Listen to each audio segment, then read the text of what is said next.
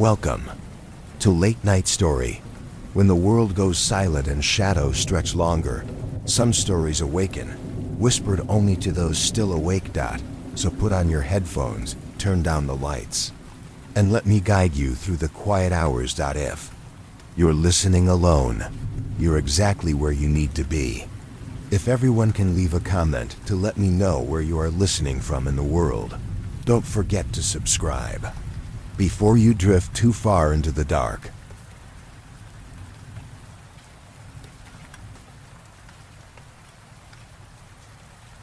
Of Night and Day, Chapter 5. Sakiel concentrated at his desk, tapping a few tablets, comparing information and making notes. He felt a flash of annoyance upon seeing sudden movement in his doorway.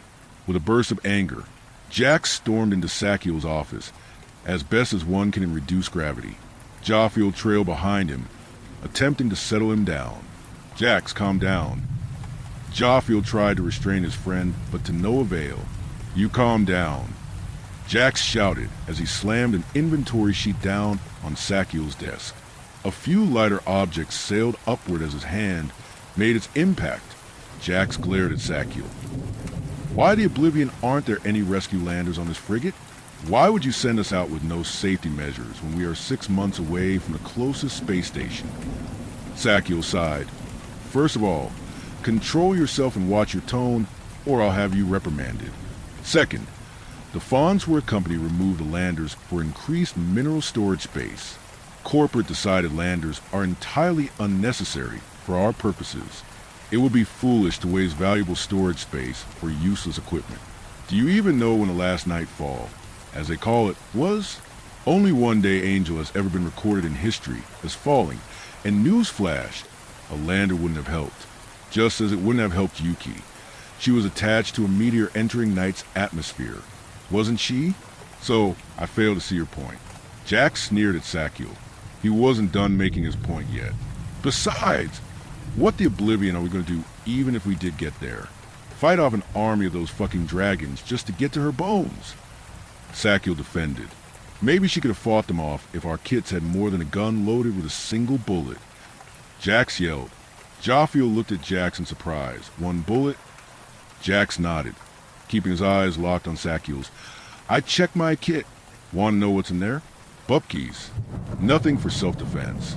There are rations for a day, a field guide, Guardian knows how accurate, and a gun with one Lucifer Dam bullet. He narrowed his eyes. I checked a few other miners' inventories, and they're all the same. Jaffiel turned to Sakiel, anger now visible on his face. A single bullet is only good for one thing, sir. Gentlemen, Sakiel regarded both men calmly. Both hands slipped behind his back. If it were you, would you rather be ripped apart by those monsters? Or would you like the option to go out on your own terms? Jax kept his anger directed at Sakiel. It might not be pleasant, but I ain't gonna take my life or anyone else's just cause I'm afraid to die. Listen, Jax, Sakiel sighed. No, you listen. Jax bellowed. No landing gear? A suicidal emergency kit? I'm taking this company for everything I can. I'll get together with the Union, with Yuki's kin, and we'll sue you for reckless endangerment. Elijah. Sakiel's stoic expression did not waver in the light of Jax's threat, though his voice spiked in volume as he addressed Jax. You, and every other employee, signed a waiver upon the start of your employment.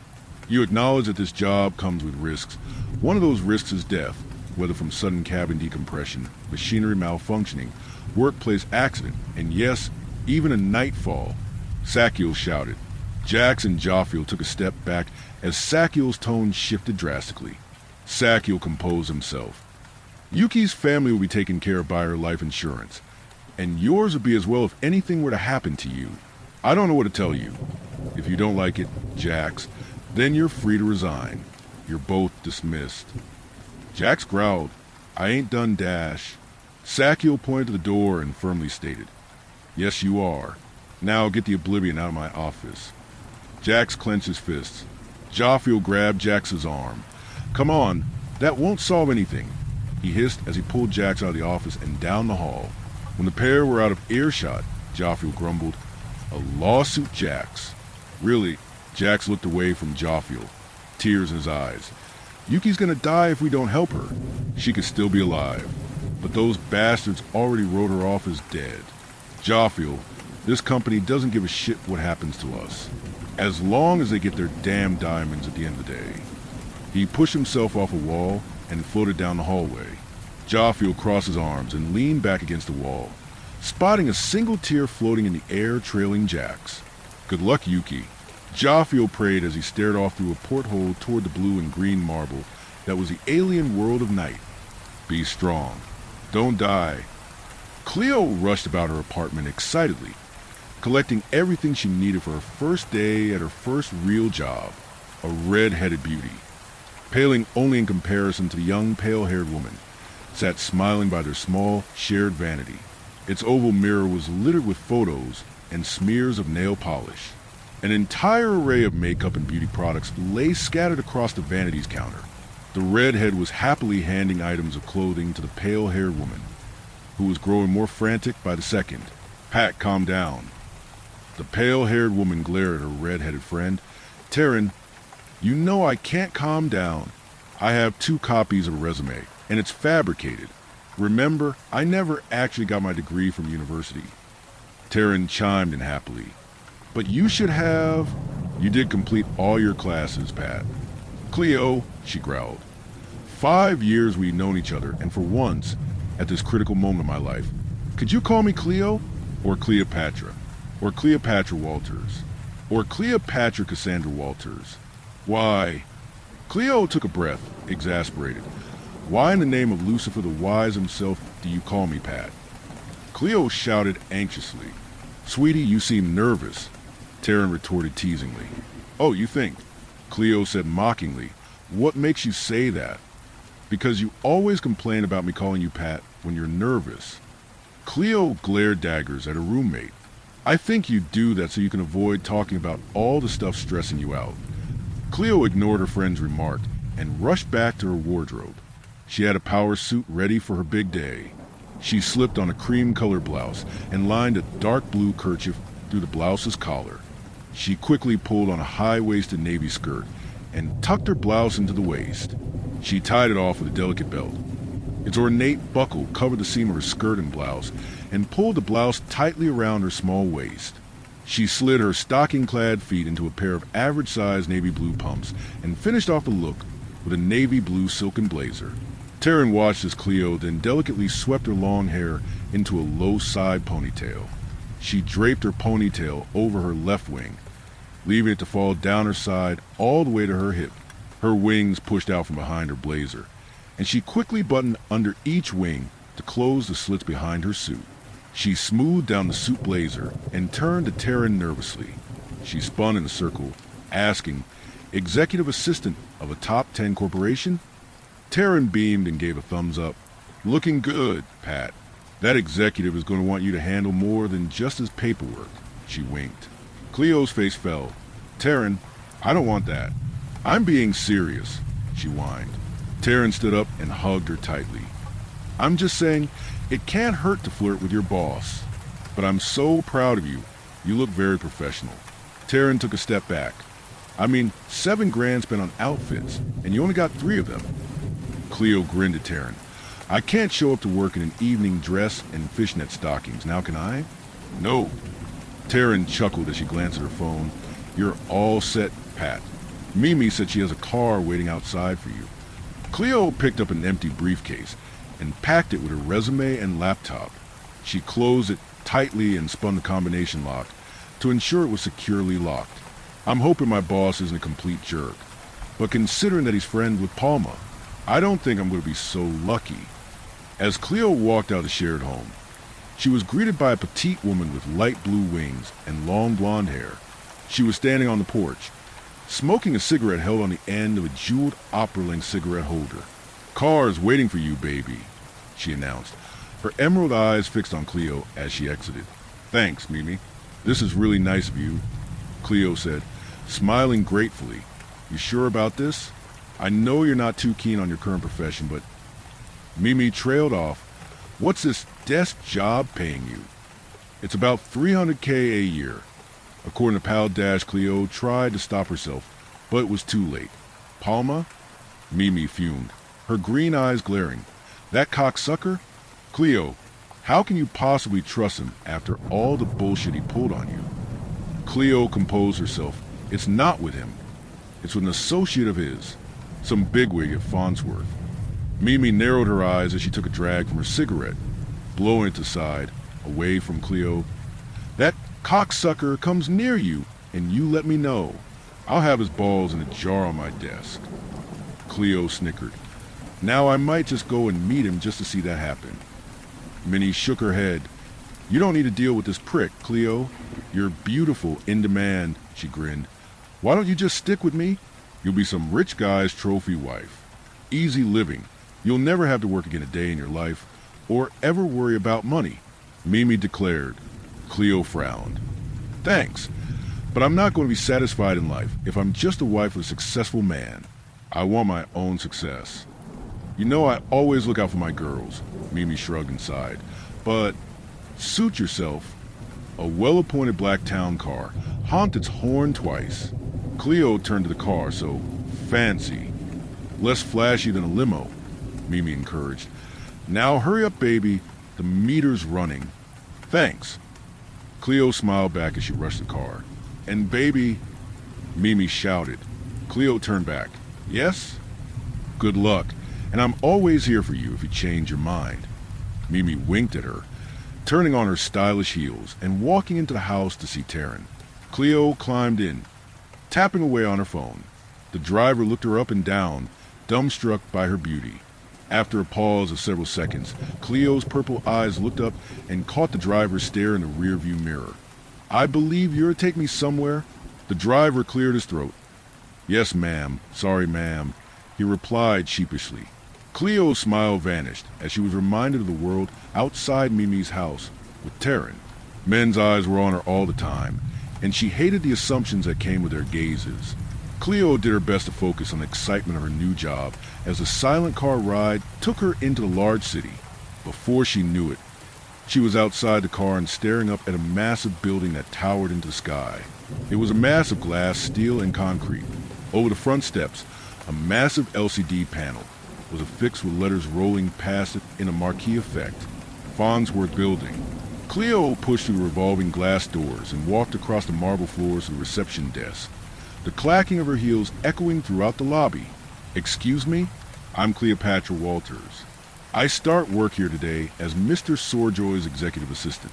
Where should I go? The woman behind the desk looked up and gave Cleo a very judgmental gaze. She spoke with a forced cheerfulness that dripped with insincerity. Hello and welcome. I'll check on that for you. Just one moment. She picked up the phone and pressed a button. The new assistant for Mr. Sorjoy is here. All right. She gave Cleo a fake smile and motioned to a nearby waiting area. Please wait there. Cleo sat, nervously waiting for almost 5 minutes before a portly middle-aged woman approached. She had badly dyed maroon-colored hair and graying brown wings. Oh! The older woman was taken aback a moment, her smile vanishing. She recovered quickly. Good morning, Cleopatra. I'm Susan Beck. Nice to meet you. I'll be your HR point person. Cleo shook her hand, noticing that the woman was in terrible need of a manicure. Her gaze passed over Susan's attire, a purple corduroy suit and matching flats, complete with gaudy costume jewelry. Improperly applied makeup made her wrinkles even more pronounced, her lips far too waxy and red, and her eyes too dark and small. Cleo's voice inside her head wanted to sit Susan down and explain to her that makeup application is a skill that must be learned, and application by an unskilled hand leads to poor results. She knew she could share just a couple of tips that would make Susan look so much better. But the last thing Cleo needed was to insult the first person she met in this company. Yes, and please call me Cleo, Cleo said, smiling. Well, all right then, Cleo, Susan agreed, giving Cleo another critical look. If you would just follow me. Mr. Sorjoy's office is on the top floor, and there's only one elevator to get there. She motioned for Cleo to follow. Susan led Cleo to a large elevator with golden doors. She swiped her badge and pressed the call button, and the doors opened immediately. After you, Susan offered politely. Thanks. Cleo stepped into the elevator and was followed by Susan. Susan pressed a button after inserting a key into a lock under the panel. "You'll get one of these by the end of the day," Susan muttered under her breath. "Assuming you're still here." "Sorry," Cleo asked as the elevator began its rapid ascent. Susan coughed nervously. Her eyes trained above the doors at the lighted number indicators showing which floors they were passing. "So, do you have a lot of experience as an executive assistant?" Cleo put forward a fake smile of her own. "I'm actually a little overqualified, but it's been hard to get a good job out of college." "This is an entry level," Susan pointed out, huffing slightly. "No, obviously," Cleo laughed. "That's why it's called executive assistant and not administrative," she clarified. Susan hemmed and hawed at this, still looking at the floor indicator LED, which now read 25/80ths. The silence was deafening for the next few minutes as the elevator climbed the remaining 55 stories. After a brief eternity, the elevator let out a ding and the doors opened. "Here we are," Susan said as she exited the elevator, briskly crossing to a reception area and stopping at a small desk. The desk sat outside a wooden door with the words Eric Swordjoy, CO, on the front. The desk was simple and clean, with a mid-sized flat monitor, keyboard, and phone. Cleo's eyebrow raised as she looked at the style of the keyboard, which screamed cheap. She walked to the desk and stood beside Susan. "The IT department should get you set up with a temporary password and such. You're expected to field appointment requests, take messages, and manage Mr. Swordjoy's itinerary." She handed Cleo a folder. Cleo opened it, seeing a username and password, as well as some standard orientation pamphlets. "What email system are you using? Feathercraft or Sky Server?" Susan frowned. "I'm not sure. I get my mail through MessageNet." "MessageNet is a consumer-based email system, though," Cleo said, frowning. "The company uses MessageNet for its business email. It's worked fine so far," Susan said flatly. "But I suppose with you being overqualified, it will work even better for you," she added. Cleo frowned. "I'm just getting acclimated." Susan stared at Cleo and sighed before turning around. "Any questions? Just call me or someone else in HR if I'm not available." Cleo sat down, frowning again. "I'm expected to manage Mr. Swordjoy's itinerary using this machine?" Susan grumbled, "Yes, Miss Walters." Cleo looked at Susan. "Sue, I'm sorry, but that's not going to be possible. I'm looking at this machine, and it only has the MessageNet calendar. There's no way to manage an executive schedule without the proper tools. Also, I'm expected to travel with Mr. Swordjoy to better manage his itinerary." Susan frowned. "There's a tablet in there that links up to the computer." Cleo pulled out the tablet from the desk and looked it over. "This is a media device." She sighed. "I'm going to need different equipment." Susan laughed at this. The others were able to do the job. Were they, though?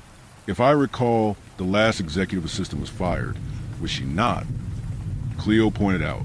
Susan frowned, crossing her arms over her chest. "Well, yes, but I doubt it was due to computer." Cleo sighed. "I could just provide a list of what I'll need."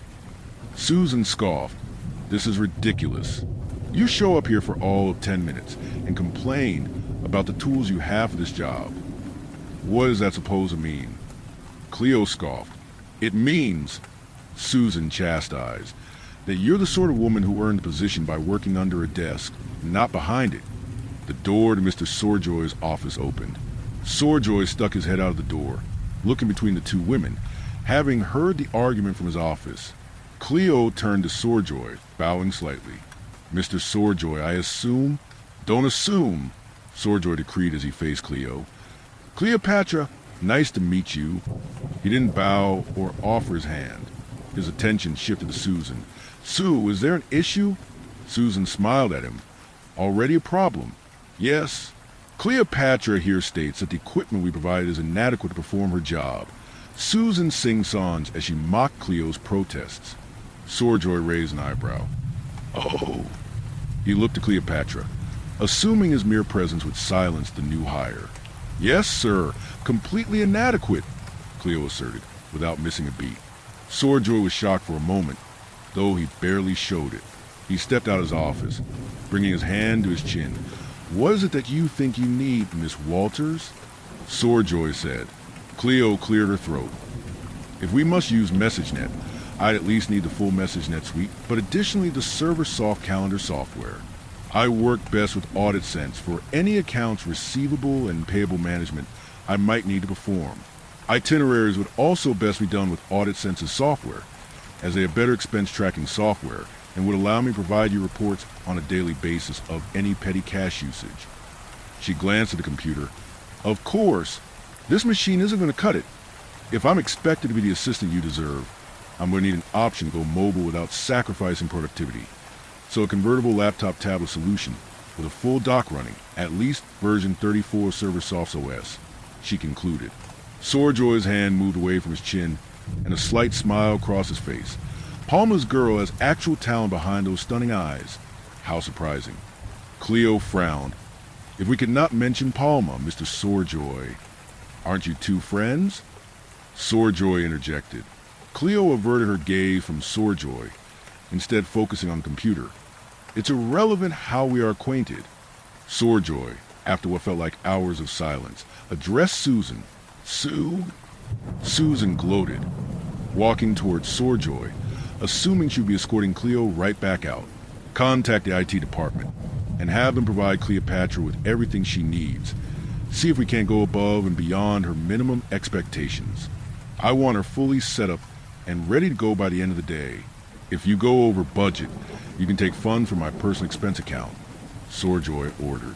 Of course, Mr. Sorejoy, Susan frowned. Cleo smiled at Susan, relishing her victory. However, this investment had better pay off, Cleopatra, Sorejoy warned. Do not waste the company's resources. You now represent me in some ways, so do not make me look like a fool. He issued the warning sternly. Far from it, Mr. Sorejoy. I promise you, sir, that you will see your investment return in increased productivity, she smiled. And Cleo is fine. Sorejoy's eyes roamed up and down Cleopatra's body, his wings shifting slightly to realign into a perfect pair of crests rising behind each of his shoulders. And fine you are, he said. He disappeared back into his office. Susan glared daggers at Cleo. Well, I'll go give IT the heads up. As for your little list, feel free to send that down to IT yourself. Cleo turned to Susan, attempting to offer an olive branch. I'm not sure what you assume about me, but I'm not trying to sleep my way to the top of anything. Bullshit, Susan spat. I knew everything about you the moment I saw you standing there in the lobby. The University of Art? And you're working here as an assistant? Yeah, right. I don't know who you blew to get to the screening process, but I hope you fall flat on your face when the wind turns true. The elevator dinged behind her, and she briskly stepped inside. Good day, Miss Walters, she announced as the doors closed. Cleo sighed and looked at the packet she was provided. She picked up the directory sheet and dialed up the IT department. Yes? Hi. This is Cleopatra Walters, Mr. Sorejoy's new assistant. I'm going to need the following items at Mr. Sorejoy's request. Sorejoy returned to his office and heaved a sigh as he gazed out the large pane glass windows overlooking the city. Hundreds of tall buildings sprouted up over a black and tan ground littered with cars and people down below. A haze sat between him and the hustle and bustle, and as he looked out toward the horizon, he could see the clear sky ahead. His desk was immaculate, well organized, almost obsessively so. A pair of phones sat on either side of the desk, one a standard black phone, and another which was an identical red phone bolted to the desk. Sorejoy glanced at the black phone as it rang. Of all the miners, why was it you, Carcade? He grumbled as he answered, Sorejoy speaking. Palma's voice chirped loudly on the other end. So, did you get what I sent you? Yes, Sorejoy replied. Very lovely, and as you said, seems to know her shit. Oh, she knows her shit, I assure you, Palma chuckled. In a few ways, Palma alluded. She's already given my HR director a red face. Sorejoy sighed. That cow Sue? Ugh. You need prettier help, Eric. Palma announced jovially. Sorejoy took a deep and measured breath. Azrael, is there a reason you're reaching out to me? I was a swing by the shop, and want to know if you were in the mood for anything in particular? Palma chuckled. Eric rolled his eyes. No. Palma, not right now. I need to be clear. Hey, Some uppers help hundreds of men work for hours straight. Does wonders for the work ethic, Palma announced. I'm sure it does for the average moron plugging away at an adding machine. Sorejoy sneered as he walked toward the large glass window overlooking the city. He looked down at the people below. But for men like me, clarity is all we need to get the job done. Now you're sounding like him, Palma said, a serious tone in his voice. Sorejoy shivered. What? Nothing. Well, gotta go. The phone clicked. Sorejoy hung up the line and turned to the window, now looking up to the sky. If I'm sounding like you, then maybe you could help me. He turned to face a small picture sitting on his desk. What would you do, Father, if you knew it was Carcade down there? Cleo smiled and her wings flapped excitedly as a man with brown wings and brown hair wheeled a cart from the elevator. Hello. Cleo greeted him brightly. The man grumbled, turned to look to Cleo, and then did a double take, smiling widely. The scrawny but tall fellow straightened himself and adjusted the ID badge around his neck. Hi. Air, you're the new assistant. Cleo nodded. I'm going to take a guess and assume that's my daily driver? The man smiled. Oh, you know techie lingo? Yeah, I'm going to be an easy stop for you. Just hook it up to the network, give me admin rights, and I'll probably never call you guys again. What if I wanted you to call me? The fellow gave her a lecherous grin. Cleo smiled sweetly, looking at his name tag. Well, Hank, if you keep up that sort of talk, she stood up, walking toward the cart and picking up a large brown box. I'd have to report you to HR for Class 1 sexual harassment. She started opening the box. So, shall we get back to work, please? Hank squeaked a bit and busied himself with unpacking the boxes. Sorry, ma'am.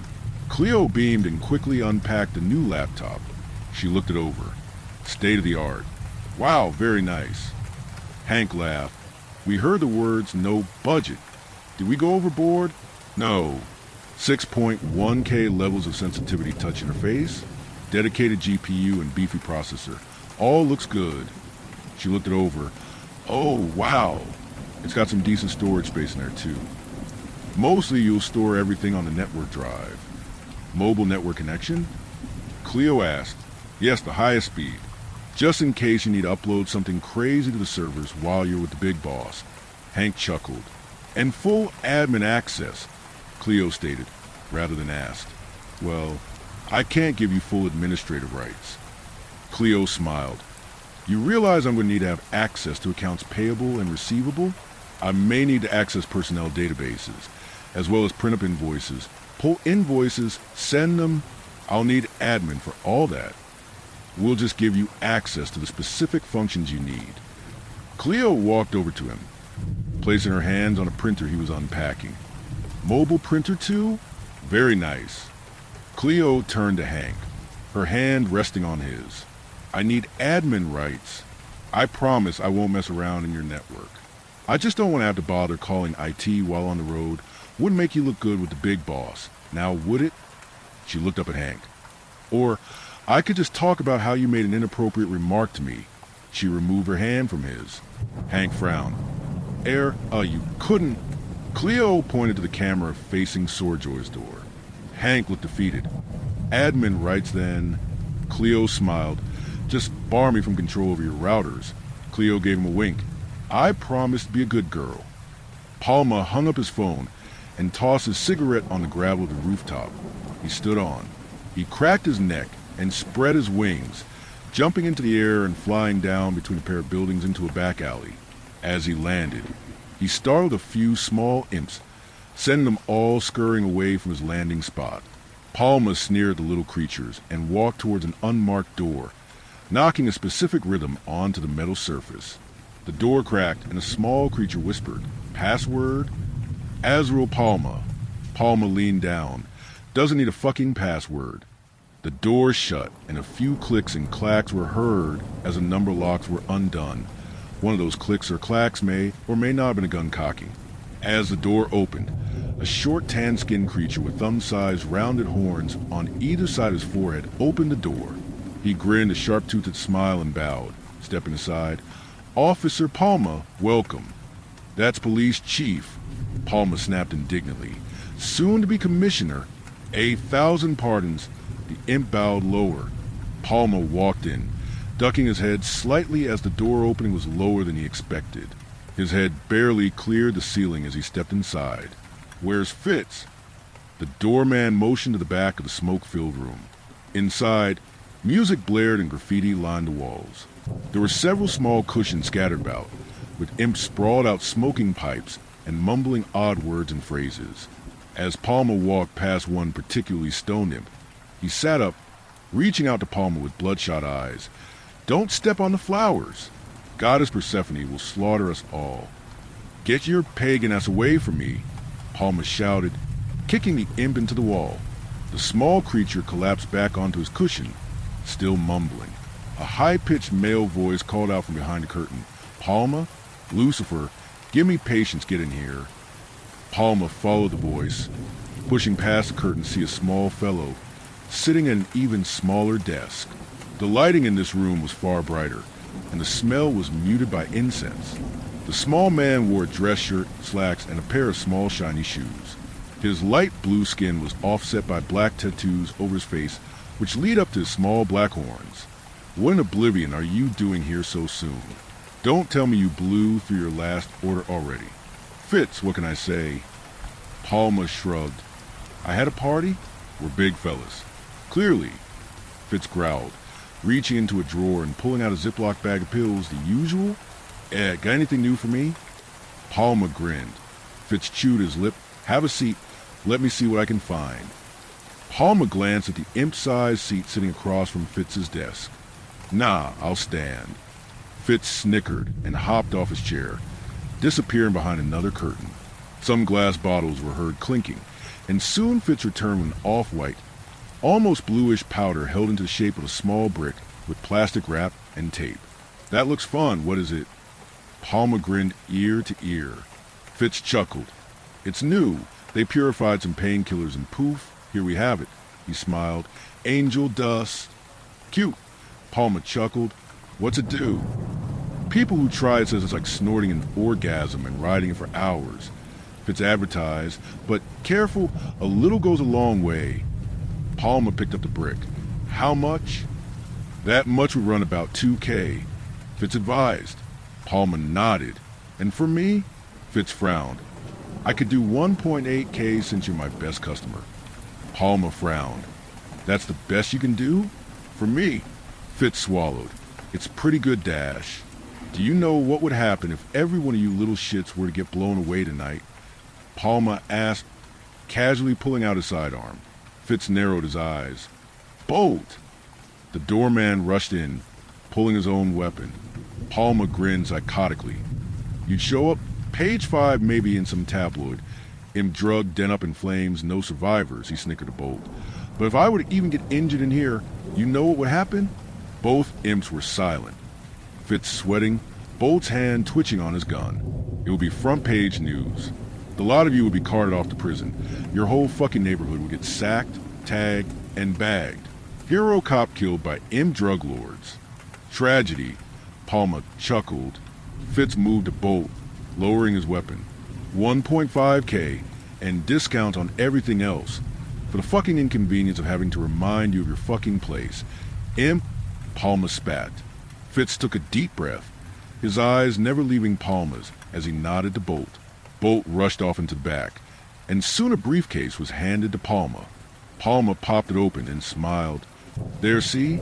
That's how it's always going to be. I say jump, and you just ask me, how high got it?" Fitz gritted his teeth and nodded. Palma chuckled. "A pleasure doing business with you, as always." "Checks in the mail," Palma announced as he left. Bolt frowned at Fitz. "Will he pay?" Fitz nodded. "He always pays." "I hate that man," Bolt growled. "I do too, but not because he's a womanizing, egotistical, racist, boisterous prick." Fitz spat. "Then why?" Bolt demanded. "Because for all his faults." Fitz heaved a sigh. He's right.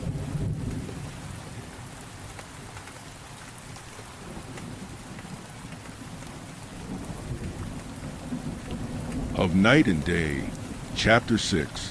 Yuki groaned as she slowly felt herself coming back to reality. A warm cloth lay draped over her forehead and eyes as a gentle hand lightly washed her face. She tried to open her eyes, only to see a dark, damp close-up of off-white terry cloth. She closed her eyes again and sighed. Was she finally safe? Was she somehow rescued? Jax and Jophiel must have come for her. She knew she could put her faith in those crazy bastards. How long was I out? Yuki asked, her mind racing. What happened?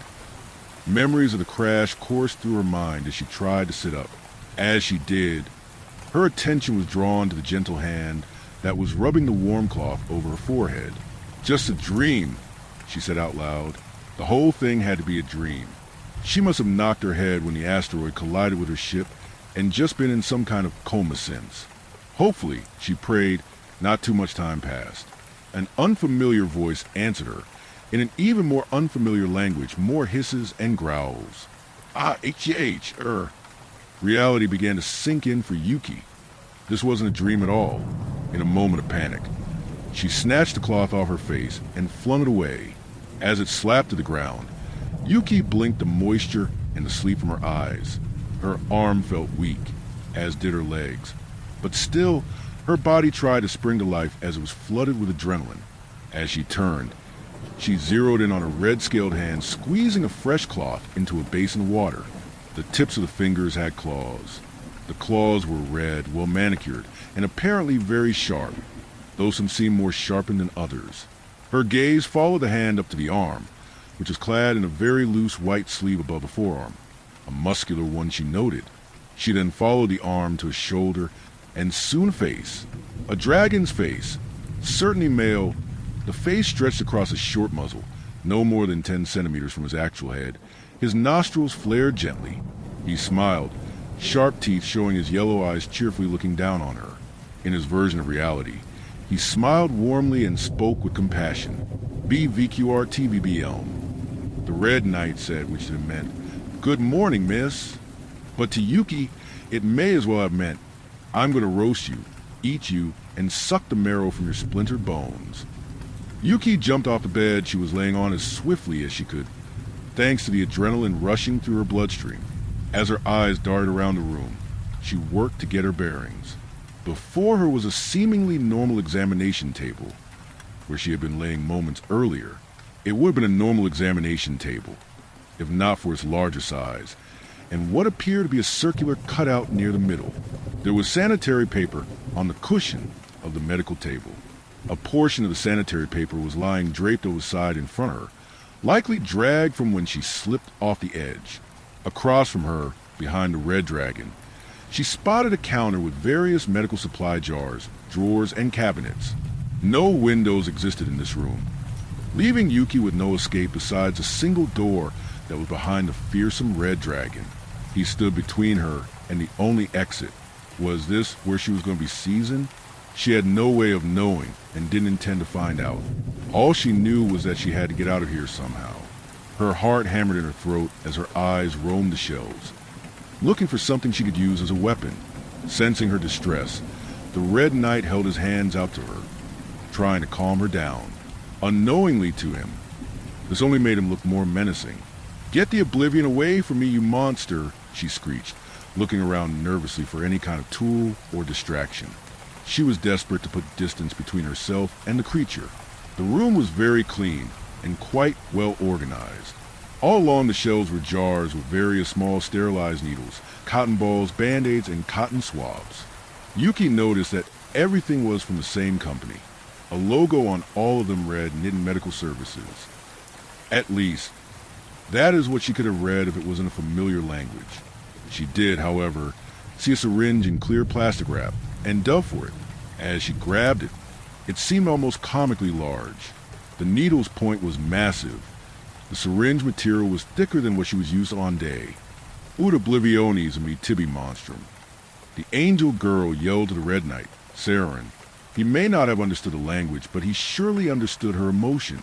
He could sense her fear and panic. He just wasn't sure how to calm her down. "Miss, please. I'm only trying to help. GRH. Saren yelped as the angel girl had grabbed the sterilized needle and rushed at him. He managed to jump up onto the examination table, his leap putting him on the far edge. He barely hung on by his toe claws as a panicked Angel's shoulder checked the table, sending Saren tumbling ungracefully to the floor in a heap. Yuki grinned wide and dashed out the door as she had managed to knock the dragon to the floor. With as much speed as she could manage, she turned and shut the door tight behind her, with her back to the wall. Yuki held the handle of the door shut. Yuki was certain she had trapped the red dragon inside. Inside where, of course, was a question. As she took in her surroundings, what she saw next made her blood run cold. There were about 12 night dragons walking calmly about the hallways, all dressed in similar white nurses' gowns and garments. Some wore light blue, some dark green, but all seemed to be the same style as the red knight from inside. Each of these night dragons had various colors and patterns on their scales. Some were striped with opposing colors. Others had spots or blotches of slightly off color scales on their bodies. Their wings were all either wrapped around their shoulders or held tight against their backs, with tails held against their right or left legs as if to keep the hallway clear. The hallway where Yuki had escaped held many doors, all with writing that Yuki didn't understand. She glanced to her right, spotting a pair of double doors leading to still more hallways and doors. If she didn't know any better, she would say she was in a hospital. Is this still a dream? Yuki thought to herself. To her left, she saw what looked like a lobby. Through the lobby, the light of the midday sun was shining through a series of pane glass windows and doors of various sizes. She was about to make a run for one of those doors, but something blocked her path. Suddenly, 3 other knight, a yellow, a blue, and a green, rushed by Yuki with another red knight in a stretcher. He looked badly injured. It looked like his arm, and the wing on his right side, had been crushed by something. He was flinching in pain. 2 of the knight, a man and a woman in white nurses' gowns, were talking to him, trying to calm him with soft hisses and growls. Yuki's hand slipped off the door handle as she pressed herself tight against the wall, hoping no one would notice her. With Yuki's hand no longer holding the door, Saren stepped out of the small examination room, searching for Yuki, checking his left and right as he did so. The blue knight, wearing dark green clothing, faced Saren, who had stepped cautiously out of the examination room. Hop Saren, QH at Al VHDHBR Alif. Tabin TSYD. She tossed him a necklace with 2 medals stamped on it. They looked like dog tags. Saren caught them and nodded, looking down the hallway. He looked at the tags in his hand, and then to the Angel girl. He stepped toward her, attempting to calm her, achieving the opposite. The word seemed to send a shiver down Yuki's spine. It was then she realized that Saren had escaped. He approached her once more. Without another thought, Yuki made a mad dash toward the lobby. Saren called out after her as she ran. Meshav Wyatt tests were at Hemlock Hez. They probably want to make me their next dinner. I've got to get out of this place. As she rushed through the lobby, however, something grabbed her wrist. Altezvez, Lazarus shouted. She turned to see the concerned face of Lazarus looking down on her. Yuki's eyes widened in horror as she recalled the face of the dragon who had captured her. In a last-ditch effort to escape, she jabbed Lazarus with the needle. Lazarus roared in pain and released her, allowing Yuki to dash out through the doors to freedom, or so she thought. As Yuki passed through the glass doors of the hospital, she was met with a grand sight of a massive skyline. Glass and steel buildings reached high into the air, shone brightly in the warm, windy air as the sun beamed down on them. Yuki staggered back, shocked by what she saw, unsure what to make of any of this as she craned her neck up, taking another few steps back to try and see how high the towers before her rose. Large, rounded skyscrapers and knitting dragons flying from spire to spire greeted her eyes. This is a village? Yuki sputtered out loud. Yuki's limbs began to ache, and this reminded her of her dire situation. She had injured the dragon that had captured her. Now was her time to escape. Nurse Saren, take these and log him in. Hunting accident. Saren had caught the tags. Glancing at Yuki, she appeared like a frightened child before him. He moved toward her, but before he could say a word, she rushed towards the lobby. Someone stop that angel, Saren shouted. That's when Saren spotted the hunting party of Lazarus and Fezzik, who were waiting in the lobby. Lazarus rushed toward Yuki with blinding speed, grabbing her. Hold it right there, Lazarus shouted before Yuki jabbed her with the needle. In a flash, Yuki rushed out of the hospital. Saren ran towards Lazarus. "Did she hurt you?" Lazarus glared at Saren. "No, I feel fine," she said, showing the needle buried in her forearm. "Let me get you cleaned up," Saren offered sheepishly. As Yuki's eyes adjusted, she shook the awe from her mind as she remembered what her survival book had told her. She was in the heart of a massive Nidden city, albeit more advanced than she had expected. She wasn't prepared at all to handle this on many levels. Yuki took stock of what was on her, discovering she was dressed only in a hospital gown and did not even have shoes. Nevertheless, she dashed down the sidewalk, dodging the few knights she encountered along the way, her feet stinging with every footfall. From out of nowhere, a knight landed right in front of her. The night dragon towered over Yuki's small form as he landed, looming over her. He gazed down at her with clear curiosity. Yellow scales glinted in the sunlight as he smiled warmly to her, showing off his teeth. "Hev, Dei Angel." Yuki saw his teeth and heard his voice, and she quickly ran past him, dodging his tail as she pushed by his large form. For good measure, Yuki ran across the street, her feet burning on the hot asphalt as she ran. "I've got to get out of here and to the nearest forest to take cover," she thought as she panted heavily, not paying any night any more attention, hoping not to be caught. Her adrenaline was now wearing off, and she was feeling fatigue in her limbs and body as she struggled to maintain her current speed. Yuki's vision began to tunnel as she tried to make her way down the now seemingly endless street towards the next intersection. The streets themselves were empty of any cars or trucks. She wondered briefly what they were for if no one was on the roads. The towers of glass and steel cast complete shadows over the street she ran down, giving her feet a welcome break from the hot concrete. Is this street abandoned? Yuki thought to herself as she finally reached the corner of the block. She was now staggering down. Crossing the asphalt was a marked set of lines, seemingly a crosswalk of some sort. A yellow light clicked on and began to flash, catching Yuki's attention. Yuki stopped, heaving, panting, and sweating profusely as she tried to catch her breath. Her hands on her thighs, she looked down at her feet, which were dirty and may have had blisters. The roar of a large engine drew her attention, and she looked upwards in time to see that there were, in fact, vehicles on the streets. Yuki was frozen in place as the truck sailed back, its thick tires rumbling over the asphalt street. As it passed by, Yuki found her attention drawn to the back of the truck. What she saw inside filled her with horror as the truck lumbered by. Yuki's eyes were locked onto the open tailgate. As the truck shifted and bucked, numerous animal carcasses shifted back and forth. Moving between the sides of meat were a pair of night dragons who wore leather smocks and gloves, their feet clad in thick rubber-like boots that fit over their claws to protect from a fluid that dropped from the hanging corpses. The night dragon sprayed the meat in brine-like substance, the salty and thick scent wafting out of the truck. The odor was enough to make Yuki gag, covering her mouth in shock. As she had run, she had done her best to ignore the throbbing pain from the soles of her feet. The weakness in her legs was now reminding her that she had been poisoned not long ago. Specifically, her arm, which had been bitten, was weakest. She flexed her fingers, testing them. Her hand could barely close, and she wondered what she would do now.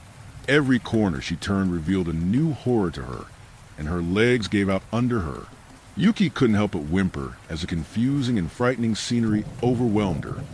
Saren dressed Lazarus' wound, wrapping her forearm in gauze after removing the large needle. "I'm sorry. I didn't think she'd use the needle to harm you." Lazarus sighed. "I know, Saren." He introduced himself to Lazarus, grinning a toothy grin. Lazarus noted his unusually white teeth and made the assumption he had a pretty stringent hygiene regime. Fezzik spoke up. "Now that Laz is tended to, we should probably get that Angel woman back. I know she had the anti-venom, but she's probably not in the best state to be up and about. At least she isn't in the wilderness. She's safe in the city," Lazarus pointed out. A woman in a white coat over a hunter green shirt and pants marched over the group. "Nurse Saren, please tell me where exactly you relocated the Angel girl?" "Dr. Terasuki." Saren's cheeks darkened as he turned to the Blue Knight. She ran away. The doctor took a deep inhale through her nostrils, each flexing inward and out as she released a breath. "What?" The three could feel the agitation from Dr. Terasuki, each staging back from the authoritative woman. Laszlo spoke first. Fez, and I have her sent. We'll get her. We got her the first time, and the pair rushed out of the lobby. Wait, Dr. Terasuki shouted, her tail flicking in agitation as the hunting party left. Saren frowned. Doctor, I'm sure they'll find her. And terrify her further. She turned to Saren. Catch up with them, and gently entice her to come back. I don't understand why she ran, Saren frowned. She seemed so scared. If I had to hazard a guess, Dr. Terasuki explained, I would point to culture shock. Pardon, Doctor? Saren asked, not grasping the doctor's meaning. Well, Saren, what if you were suddenly thrust into an entirely different world? Nothing familiar from the color of the sky to the shape of the buildings? I'm sure you wouldn't be calm. I don't suppose I would be, Saren nodded understandingly. Yes, and you, Saren, are an intelligent knitting being. The Angel, however, is a primitive. So imagine how much more difficult it is for her. Nurse Saren, you gotta find her and bring her back here, so we can put all of this slowly into context. If we can slowly bring her up to speed, then we can work on getting her acclimated. Saren nodded in understanding. All right, I'll get her. His eyes lit up and he grinned wide, an idea popping into his head. Saren turned and rushed to an examination room, running out the door with a large sheet tucked under his arm. Dr. Terasuki gave Saren an odd look as he rushed out the door, whatever he was going to use the sheet for.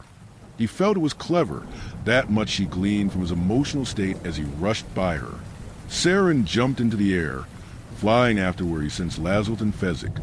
He was concerned, however, as each of them seemed distressed. Yuki was shaking, catching her breath, and slowly pulled herself up to her feet with help from the side of the building she had leaned against. A thud caught her attention, and Yuki saw a long shadow cast over her. The shadow was cast by Laszlo, who had landed next to her. Shelvam Shev and Eret Hemlak, she exclaimed. Yuki's eyes went wide, and she screamed in fear, staggering back, stumbling as she rounded the corner. No, get away. Tears streamed down her face.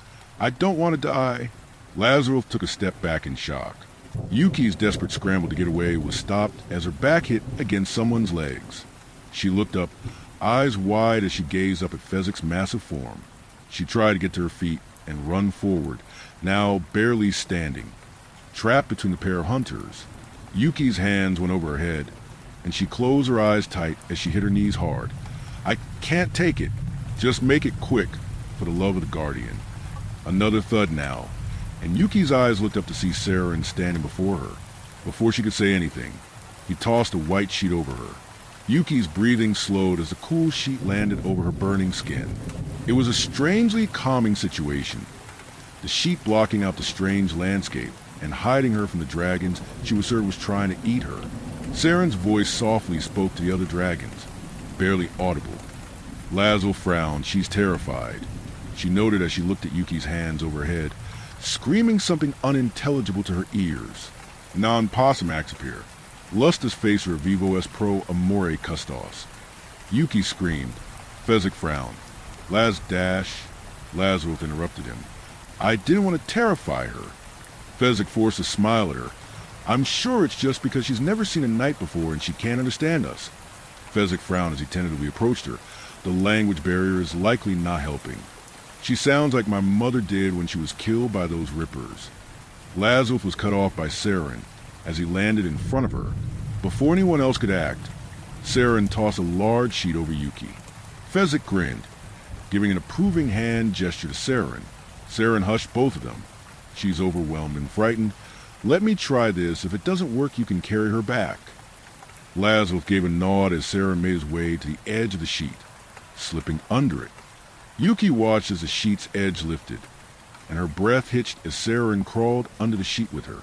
Yuki was about to bolt before Saren held both of his hands up, palms flat, approaching her slowly. Her breathing was rapid as he gradually closed the distance between them. Saren's hand reached out to Yuki's. Yuki relaxed for a moment, but as Saren's hand wrapped around her, she pulled back, gasping in pain as a withdrawal from Saren caused her arm to graze one of his claws.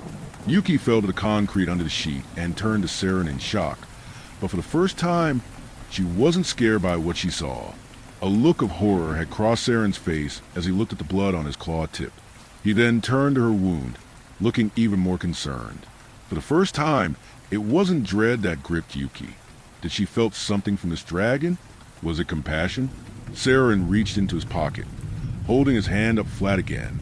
He pulled out a small medkit from his pocket, showing her ointment and a rolled-up bandage, motioning to Yuki's arm. Yuki looked at the scratch on her arm as blood trickled over her skin and glanced back to Saren's hand.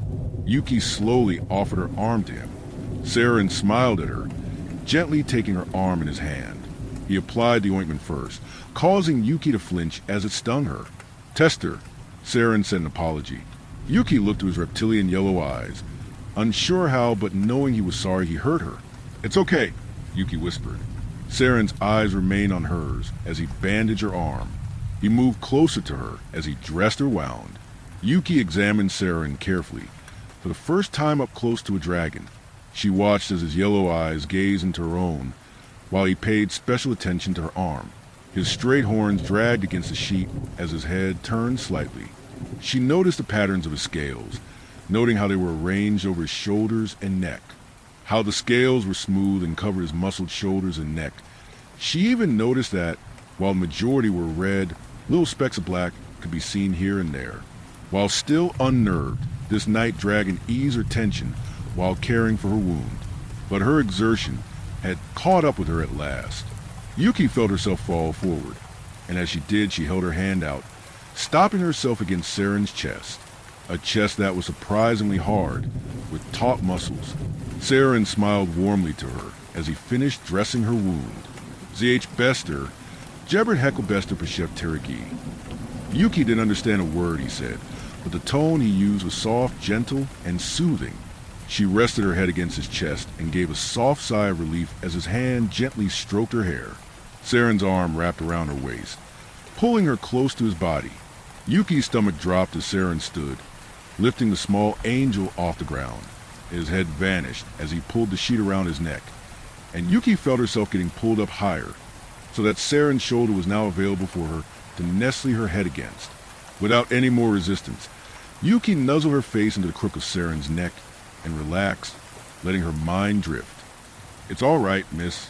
Everything is fine, just relax," Saren said as he gathered the exhausted and terrified angel up in his arms. He stood, pulled the sheet from his head, and made sure to get her as comfortable as possible. To his shock, the angel girl nuzzled her face between his neck and shoulder, causing his cheeks to darken. Fezzik chuckled. "Well, that worked out pretty well." Saren nodded. "It helps if you treat her like a patient and not prey. I was trying to get her back to the hospital as soon as possible," Laszlo defended. "So I had to capture her. If she was a little worse for the wear, it was for her own good." A smile crept over Saren's face. Hunter logic. "Excuse me," Laszlo said, confused by Saren's comeback. "Just like my mate.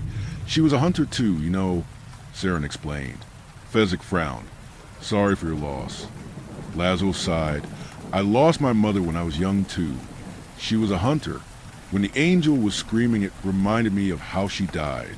We were ambushed by rippers," she shuddered. "I barely got away. I owe her my life." "That's why we honor you," Fezzik comforted, "for your noble sacrifices for all of us. There's nothing more selfless than a hunter." Saren's smile faded. "Alia was less selfless than most." Laszlo's eyes went wide. "Wait, did you say Alia? As in the Alia Misho? Are you Saren Misho?" Fezzik mirrored Laszlo's surprise. Without a word, Saren took to the air, flying Yuki back to the hospital. "Touchy subject?" Laszlo asked. Fezzik shook his head. "I love you, Laz, but sometimes you think too much like a hunter." Yuki opened her eyes and sat up with a start. Her heart was racing and she looked around, getting a bearing on her surroundings. No strange examination table was there to greet her, though she was unsure where she was. She was in a soft bed with comfortable white sheets. The floor was a hard tile surface, and on the far wall was a large mirror stretching majority length of the wall. To the left of the mirror was a windowless metal door. Harsh white light glowed over her from a fluorescent bulb in the ceiling. To her left, she saw a glass of water and a meal waiting for her. She reached for the water and drank it down quickly. She heaved a sigh of relief and leaned back against her pillow. She looked at the tray next to her, pulling back some foil on the top back, and sighed as the scent of the meat and gravy wafted up to her nose. Real cooked food, she shivered and dug in. As she ate, a few questions lingered in her mind. Where was she? How long had she been asleep? What was this meat? While she was happy for a cooked meal, the meat had a taste and consistency she had never experienced before. She assumed it was some sort of processed patty and gravy, and tried not to give it too much thought as she finished it. She felt as if she had not eaten in days, and she searched the room for a clock or television which would confirm the date and time for her. While she searched, however, she spotted her survival bag in the corner of the room. She got out of bed, finding she was far sturdier on her feet than she was the last time she woke up. Did she wake up? She approached her bag and searched through it, confirming all of the contents were still there. The Ripper meat was missing, as were her rations. Inside, she found the pistol, her flight suit, field guide, and all the other non-perishable items. She looked at the pistol and checked the magazine, finding it empty. Damn it, she cursed. An intercom chimed, interrupting Yuki's search. Dr. Terasuke looked over a small tablet and rolled her eyes as she entered the room overlooking Yuki's. She spotted Saren sitting at a table behind a two-way mirror. I called you as soon as she woke up, Saren informed. Dr. Terasuke heaved a sigh, fleeing from a hospital, running away from her rescuers. Of course, I'm saddled with this.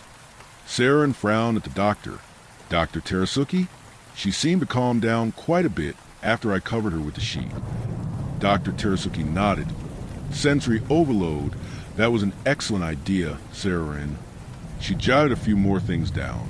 Amusing the sheet worked. I would suggest the same thing for a pet if they were panicking. She grumbled as she watched Yuki get up and walk toward the bag with her possessions inside. Glad to see the medication helped her recover while she rested. When she woke up the first time, it had only just been administered, Saren explained. Dr. Terasuke nodded, looking at the tablet.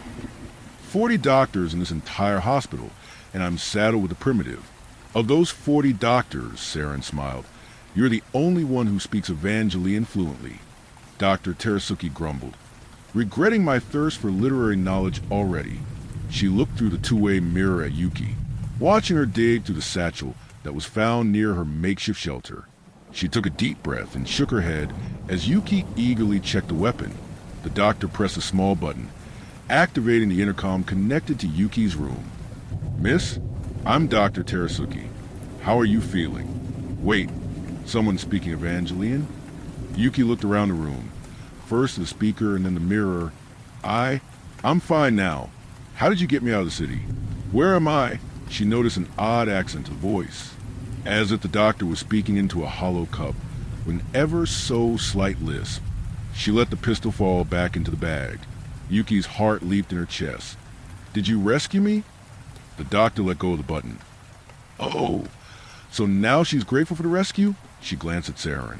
Maybe because she cannot see us? Saren reasoned. Dr. Terasuke nodded. Yes, of course. She probably thinks she's back home. She jotted something down onto her tablet. Dr. Terasuke pressed a button again. You're quite safe now, Mississippi. You're in an isolation room of the hospital to help you acclimate after your ordeal, the doctor explained. Yuki smiled a bit, almost relieved. Thank the Guardian and its missus. There was hesitation from the voice before it chimed in. We're going to make this as easy for you as possible, Mrs. I'm sorry, what's your name? Yuki closed up her satchel, walking to the bed and sitting. Yuki Carcade. Well, Mrs. Carcade, if there's anything you need, just tap on glass, Dr. Terasuke explained. Yuki stretched, taking note of how dirty she felt from her ordeal. Some privacy, if at all possible. Dr. Terasuke gave a look to Saren. Sorry, Nurse Saren. I need to study her physiology. Please head out. Are you certain? Saren asked. Dr. Terasuke narrowed her eyes. Saren, the girl will be fine. Go assist another doctor for now, please. Saren's cheeks darkened, and he got up and reluctantly walked out of the room. Dr. Terasuki pressed the intercom button once more. I'm the only one here, Mrs. Carcade, and I'll need to study you to make sure you're all right. Now tell me if anything is bothering you. Dr. Terasuki explained. A look of confusion took Yuki as she undressed from her hospital gown. Wouldn't it be easier if you just came in here and examined me, doctor? Oh, or would that incur a fee? I'm not sure if Farnsworth's medical will cover this. Wait, aren't you from the mining company? She shuddered. Oh, are you from Dei Mining Incorporated? Yuki grumbled. I'll never hear the end of it if our competitors are the ones who saved me. Dr. Terasaki stared blankly at Yuki through the glass. Fee. She looked down at her tablet and swiped over to a program showing a dictionary of night and day translations. Farnsworth? Nothing on Farnsworth. Ugh. Fee. Here we are. Fee. A charge for services rendered. Dr. Terasuki looked at Yuki strangely through the mirror, and for once in her life, she felt rather perplexed. This is a hospital, Mrs. Yuki. You won't owe anything, and if you prefer, I'll certainly come in, but you must promise me that you will not become frightened, try to escape, or attack me. Nobody is going to hurt you. We can discuss the Farnsworth, and the recovery process too, if you like. Yuki laughed a bit. Doctor, I'm just fine. I'm not some mental patient. She slipped out of her hospital gown and waited in her undergarments. Though if this is some kind of free clinic, I'd want to know who's backing you. Dr. Terasuki nodded and pressed a button again. All right, Mrs. Carcade. She moved to the door next to the mirror and opened it slowly, speaking into room first. Mrs. Carcade, it's Dr. Terasuki. I was speaking to you before. I'm going to be coming in now, if that's all right. Yuki raised an eyebrow, a bit frustrated now. Yes, of course. In the back of her mind, she noted that the voice still seemed to have the odd hollow sound and an even odder lisp-like intonation that she couldn't place her finger on. Where's this doctor from anyway? Yuki's train of thought was halted suddenly, and she quickly regretted her invitation as she saw the large blue dragon enter the room. By the wisdom of Lucifer, I... Dr. Terasuki closed the door tightly behind her and smiled as warmly as she could at Yuki, her pointy teeth showing in her forced smile. Now, Mrs. Carcade, you promised me you wouldn't be scared, remember? Yuki scooted backward and pressed herself up against the corner of the room, eyes wide as saucers. Her mind raced, and she looked at her satchel. Her pistol was still in the bag. It was over 10 feet away. Even as she made a mad dash for it, the dragon stood between her and her only defense. She felt doom creep over her, and her stomach sank. Dr. Terasuki sighed heavily and very slowly walked over to her. Mrs. Carcade, how many times must I tell you that I mean you no harm? The irritation in her tone was noticeable. We have done nothing but help you. Why do you continue to insist upon fighting us? You must stop this at once. Are you with the Red Dragon? Yuki stammered. Red Dragon? Dr. Terasuki frowned. Oh, Nurse Saren? Yes, if that comforts you. He's one of the nurses here. Yuki slowly got to her feet. So you're not with those hunter dragons? Terasuki hadn't expected this worst-case scenario, and decided the best thing to do was to calm the poor trembling woman down. Please calm down, Mrs. Carcade. The hunting party are the ones who brought you here initially, she said softly as she knelt next to her. She placed her hand on Yuki's shoulder, feeling her tense up. Why are you so frightened? Tears leaked from Yuki's eyes. I don't want to die. You're no longer in any danger, Mrs. Carcade. You're here in the city of Cairo, in a hospital. We're here to make sure you're perfectly healthy. Yuki's tears slowly started to dry at the idea of still living. So you're not going to eat me? Eat you? Dr. Terasuki scoffed. There are no rippers here, Mrs. Carcade. What would be trying to eat you? Why you? Yuki questioned. The doctor's eyes went wide and her stomach didn't feel entirely stable as the sickening idea of devouring the small and defenseless being before it crept over her body. No one wants to eat you here. You're a person. People don't eat people, she spat out, trying to push shocking images from her mind. Yuki's eyes now halted their downpour, and she looked up at the doctor, confused, and not sure what to think now. They don't. Oh, good heavens, no. The thought alone makes me sick. Dr. Terasuki explained as she calmed herself down. She knelt before Yuki to bring herself eye to eye with her. Now, will you allow me to examine you? Yuki looked Dr. Terasuki in the eyes, confusion replacing her fear. Yuki nodded dumbly. Where did you learn Evangelion? College, Dr. Terasuki said, placing a small device on Yuki's finger while looking to her tablet. It was an elective. I thought it would prove useful, she grinned. I suppose it did. Yuki's brow furrowed. I didn't even know Night could speak, let alone speak Evangelion. Dr. Terasuki lifted her own eyebrow. I understand you're an alien visitor, Mrs. Carcade, but that is rather insulting. All right, sorry. Yuki apologized. Apology accepted, Dr. Terasuki said shortly as she removed the device from Yuki's finger. Yuki glanced at her bag. How could the guide have been so wrong? Another thought occurred to her as she looked at Terasuki. Oh, guardian. She was insulted by me thinking she can't speak. She cannot see the field guide. Something on your mind, Mrs. Carcade? Dr. Terasuki asked. No. Yuki responded nervously. What are you doing? Dr. Terasuki had begun to examine Yuki's wings. How long was your mission? If you don't mind me asking, well, can I ask why you're looking over my wings first? Yuki asked. Well, it's just that it looks like you've not used your wing for years, Dr. Terasuki explained. Well, I haven't, Yuki confessed. Dr. Terasuki jotted something down on her tablet. What? Well, the first thing we're going to need to rehabilitate, Dr. Terasuki said, tapping Yuki's wings, are these. Rehabilitate? Yuki frowned. Great. Now what have I got myself into?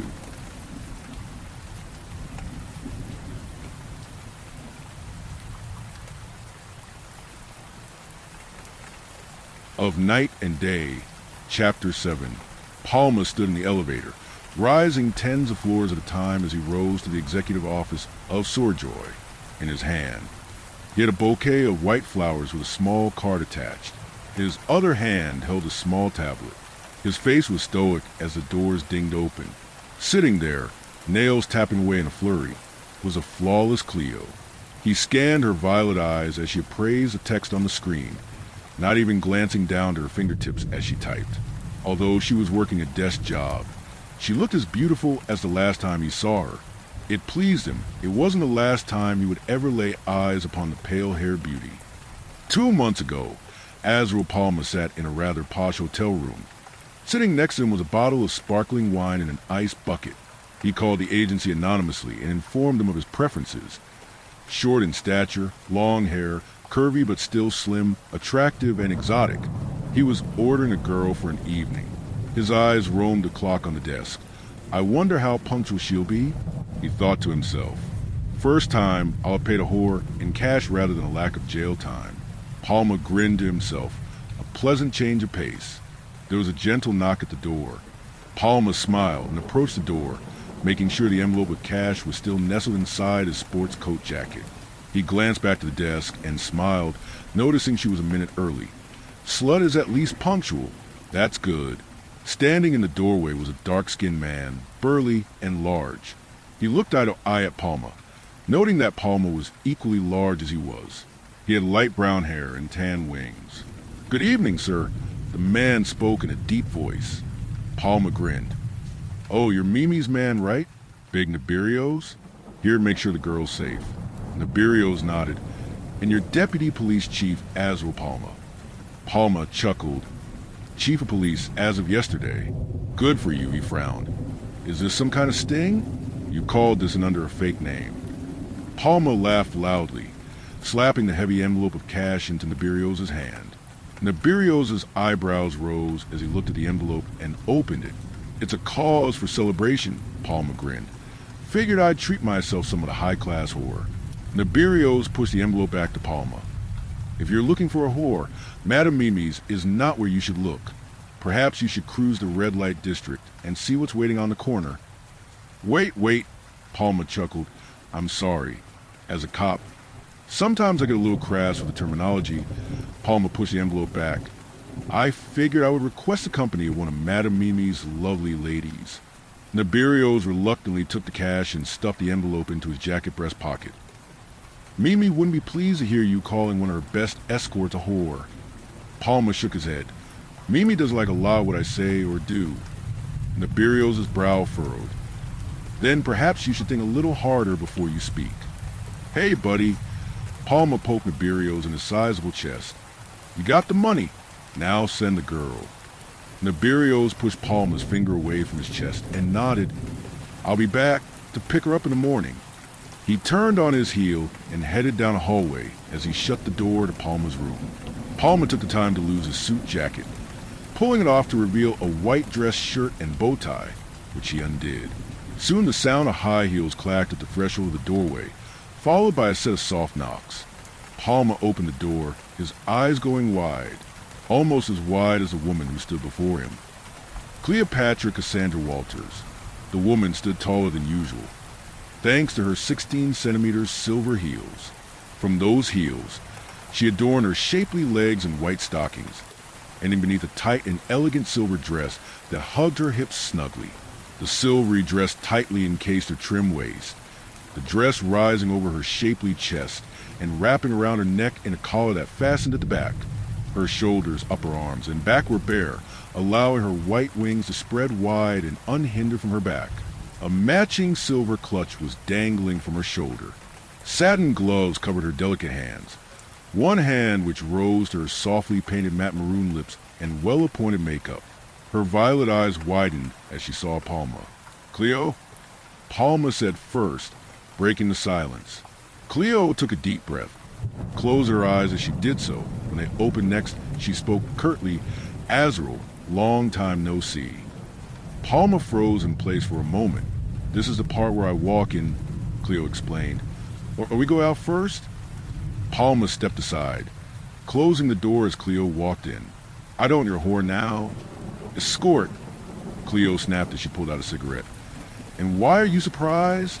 This is your fault, after all. Palma scoffed. My fault? How dash. Do you have any idea what you did to me after you had me arrested on those trumped-up charges?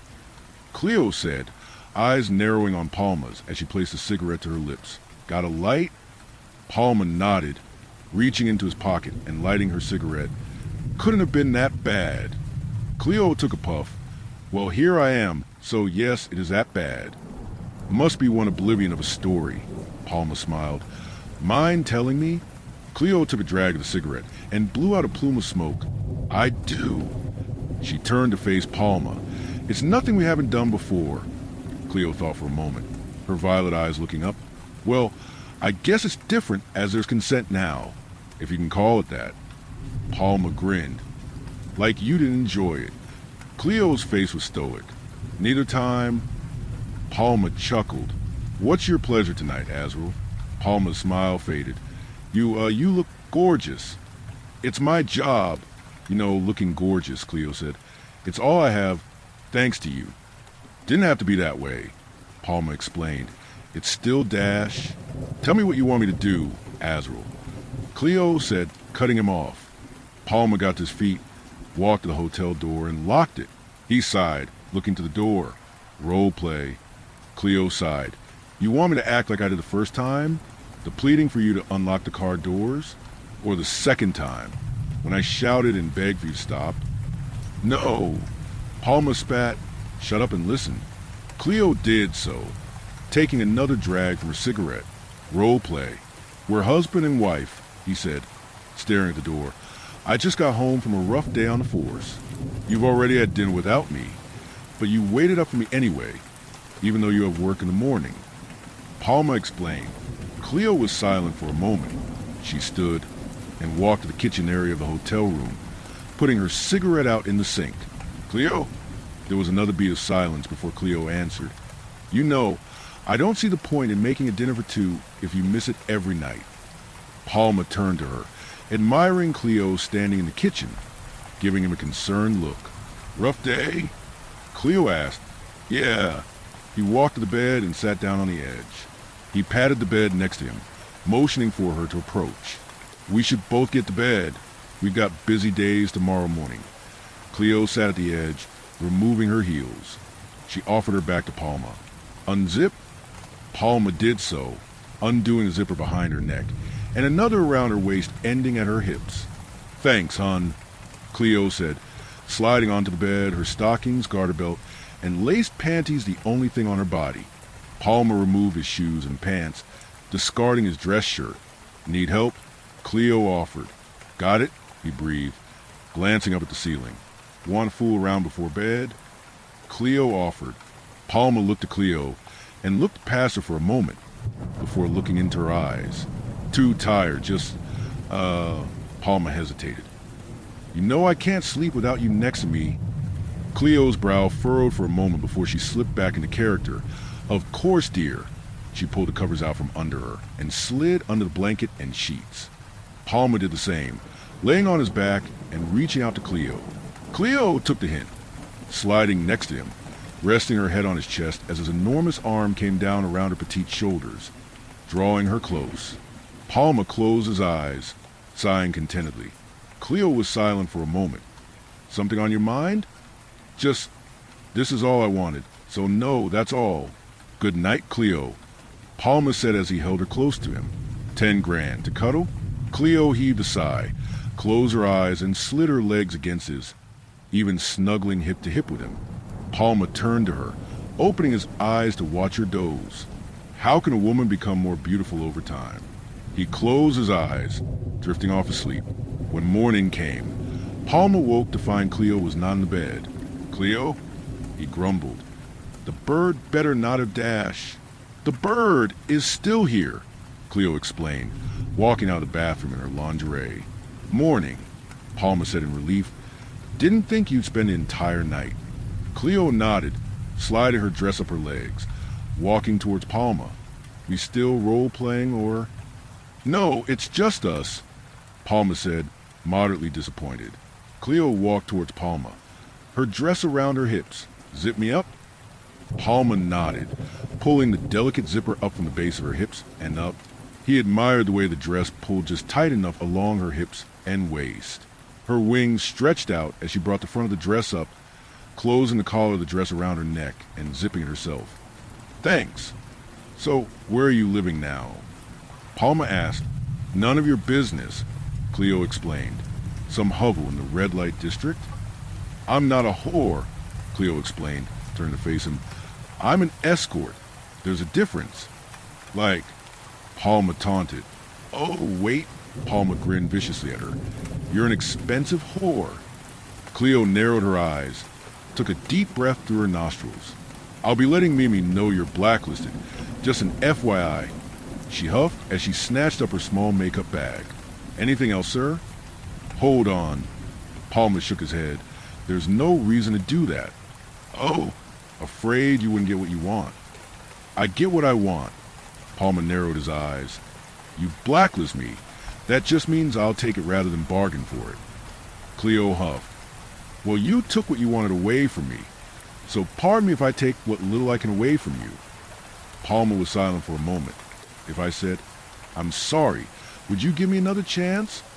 Cleo was dumbstruck by Palma's question. I'm sorry, Palma explained. Cleo, you're the most beautiful girl I've ever known.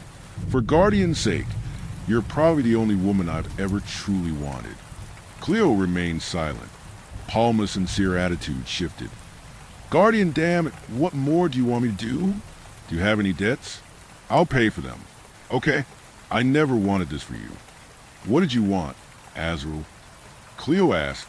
You had me. Cleo spat. Twice. I meant I wanted Dash. Cleo cut Palma off. You got what you wanted, Cleo hissed.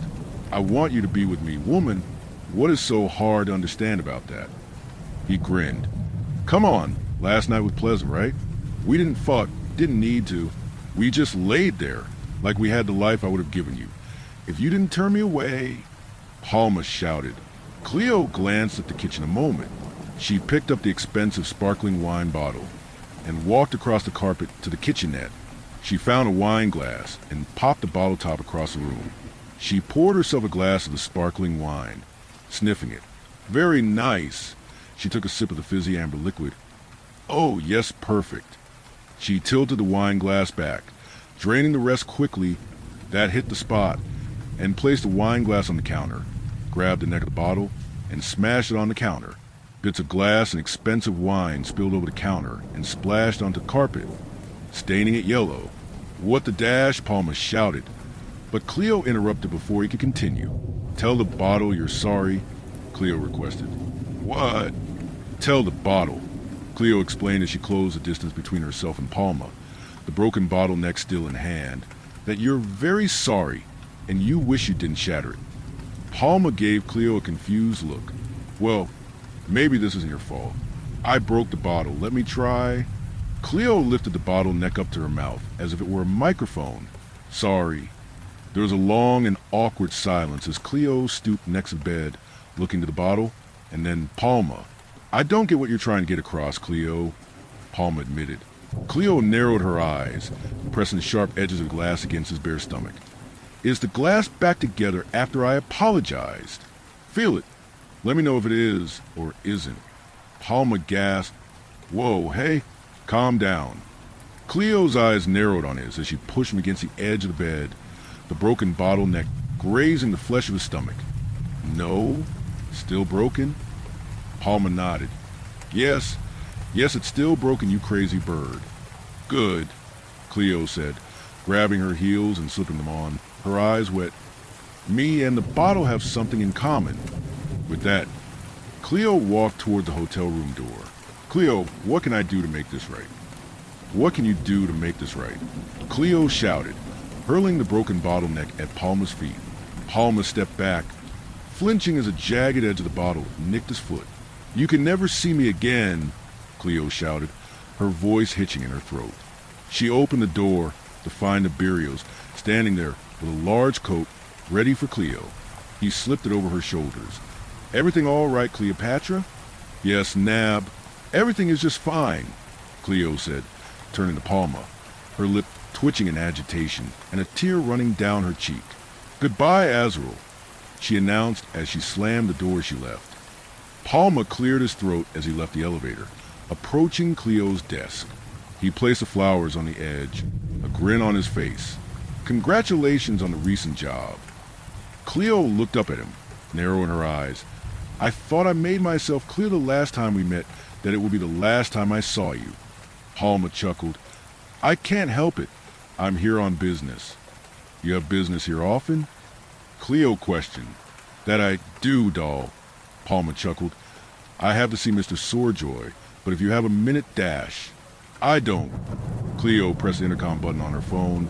"Mr. Sorejoy, sir, and Azrael Palma is here for you." The intercom chirped with Sorejoy's response. "Send him in." Cleo motioned to the door.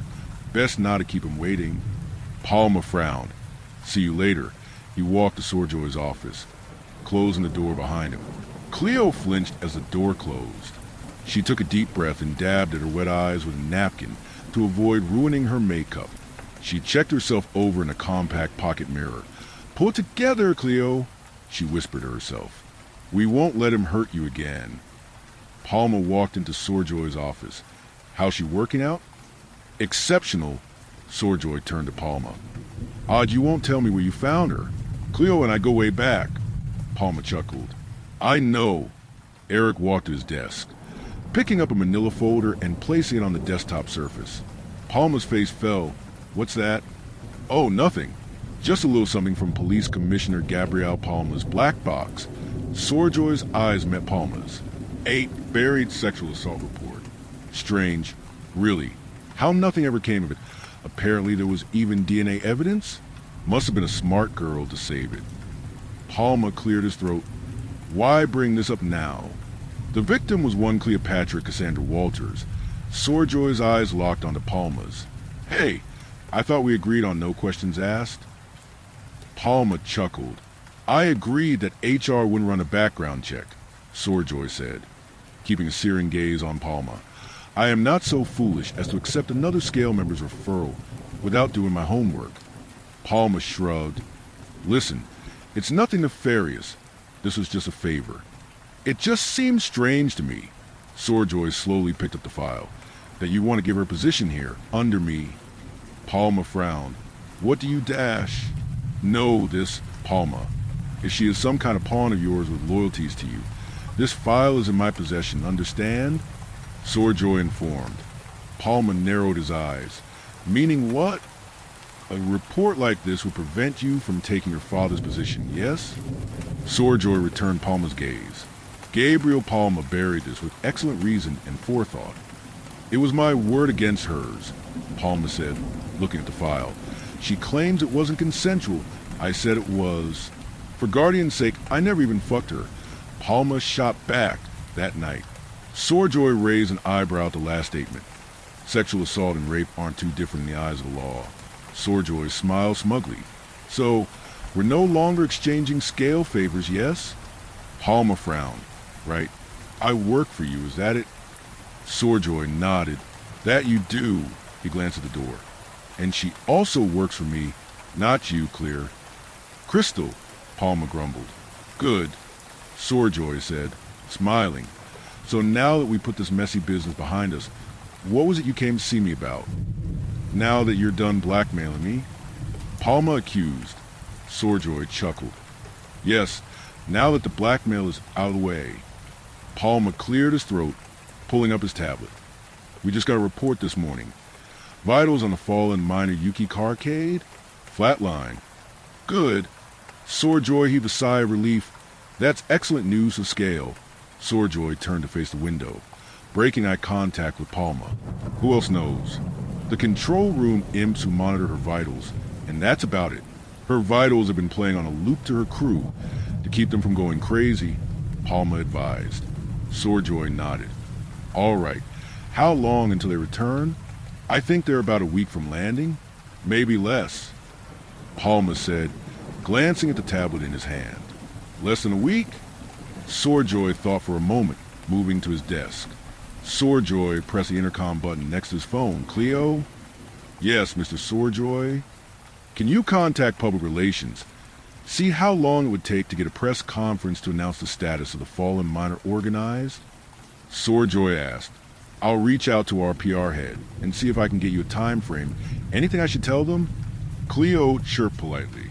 Just that it's addressing the Nightfall incident, and that it should be as soon as possible. They won't need to know anything else until then, Swordjoy affirmed. Understood, Mr. Swordjoy. I'll have your next available opening. Or does this take priority? Cleo asked. This is a top priority, Cleo. Swordjoy advised. Very well, Mr. Swordjoy. I'll call you back shortly. The intercom went dead. Swordjoy stood. Depending on when I can get a press conference organized and scheduled, we'll announce that she's dead. We'll inform her crew a few hours before the press conference. So, should we tell them now? Palmer said, chuckling. Swordjoy raised an eyebrow. Palmer, while the press has been chomping at the bit for news on the fallen miner, there's no way we could organize a press conference by the end of the day. Palmer hemmed and hawed for a bit. I dunno, depends. On what? Swordjoy frowned. On whether Cleo has a messenger app. Palmer chuckled. I had our IT boys give her everything she requested, and I just saw the expense report. Swordjoy grumbled. She'd better give me acceptable results. I doubt she'd settle for acceptable, Mr. Swordjoy. She's nothing but exceptional. Palmer smiled. Oh. Swordjoy turned to Palmer. And why is that? How far back do you two go? Palmer chuckled to himself. High school? Several years ago, 2 high school seniors were on a date.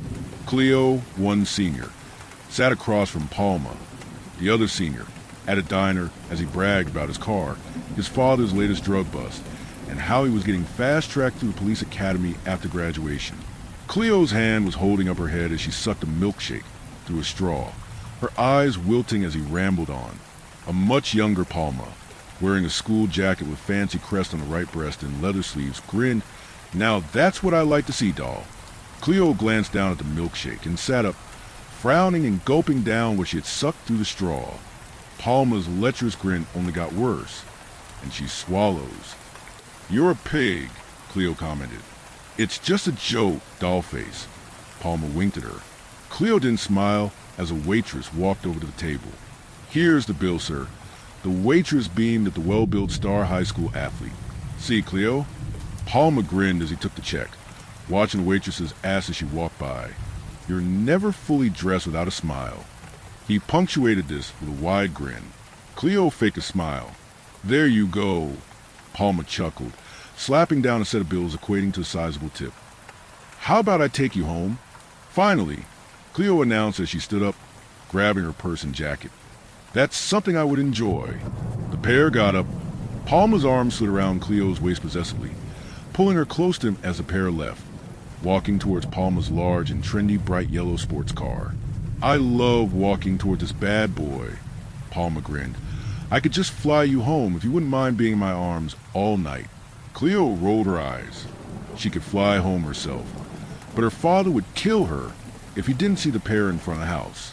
Proof she had completed the date. The car is just fine. Palma opened the door to allow Cleo in. She slipped in, fastened the safety belt, and waited for Palma to enter on the other side. Cleo wanted nothing more than for the date to end. The evening finally over and done with. Her father could get off of her case about her, giving the police chief's son a chance. Palma hopped in, turned up the radio to a volume level beyond obnoxious, and hollered loudly as he floored the gas, spiriting the pair away. Cleo flinched as her hands covered her ears and her stomach lurched at every turn taken at excessive speeds. Before long, mercifully, the ride had ended. As the car pulled up to an enormous house, it stopped at the entrance of the driveway. Cleo began her exit. Thanks for dinner. The movie wasn't bad. I'll see you at school. She attempted to open the door, finding it locked. Thinking it was a safety measure, she undid her safety belt and tried the door again. Still locked. Palma had his hand on the wheel, looking at the house. Nice pad. Thanks, Cleo said, frowning. The door's locked. Daddy must make a shitload being a big fancy lawyer, right? He turned to her. That why you wouldn't date me? I'm not loaded like your old man. Cleo frowned. If you'd notice, we have been on a date. Took a lot of begging. A predatory grin came over Palma. I don't like to beg. Let me out, please, Cleo frowned. Sure, Palma grinned, but first a goodnight kiss, okay? Cleo pursed her lips. Azrael, I dash, or I don't unlock it. Cleo looked at the house in the dark, only lit by dim light at the front door. It seemed so very far away. Fine, a goodnight kiss. Palma grinned. Good. He leaned over, smiling, and pointed his lips right there. Cleo leaned in, hoping to give him just a peck, but Palma grabbed the back of her head and held her tightly in place. Cleo struggled, but it was no use. Palma easily overpowered the small angel. Palma released a kiss to take a breath, and he grinned. See? That wasn't so bad, was it? Cleo tried to pull back, but Palma's hand still gripped her head in place. Can I go now? One more kiss. Palma grinned, unzipping his pants, exposing a rigid prick. What? No. Let me go, dash, Cleo shouted before Palma brought her head down against his crotch, forcing himself into her mouth. Just let it happen. You've had me hard all fucking night. Palma chuckled. I won't take long. Fucking cock tease. Cleo tried to scream around the large member in her mouth, unsure what to do. She tried to catch her breath or push herself away. With every attempt to push herself away, Palma merely pushed her back down, groaning. Oh, shit baby, yeah, almost. Palma grunted. Fuck yeah. Cleo's eyes went wide as her mouth filled with the salty and musky flavor of Palma's semen. Palma chuckled, unlocking the doors. Oh, baby, don't forget delicate girl swallow. He winked at her. Cleo spat the contents of her mouth into Palma's face and darted out of the car, running down the driveway. From the car, she heard Palma shouting, You fucking tramp. Fucking nasty slut. She rushed to the front door, slamming it behind her and locking it tight before running up the enormous staircase to her bedroom. Without waiting, she rushed into the attached bathroom, looking to the medicine cabinet over her sink. She grabbed a small cup from the medicine cabinet and spit into it many times. After some generous spitting, the cup was half full of her saliva and hopefully Palma's bodily fluids. Next she ran the faucet and washed out her mouth, spitting out what remained of Palma. The reflection that greeted her in a mirror was that of her distraught face covered in disheveled makeup. Dark eyeliner ran down her cheeks, carried by frantic tears. A splash of water from the faucet didn't help matters. After scrubbing her face with makeup for what felt like hours, she staggered out of her bathroom. After locking her bedroom door, she collapsed on her bed, crying herself to sleep. The next morning, Cleo woke to a knock on her door. "Cleopatra? Sweetie? You in there?" her mother questioned. Cleo got up and rushed to the door, opening it and hugging her mother tight. "Mama?" Cleo's mother, Lillian Walters, sighed, holding Cleo. "That bad, huh? Was he a jerk?" "The absolute worst," Cleo stammered. "He's a brute." "Are you all right?" Lillian asked, concerned. "Something wrong?"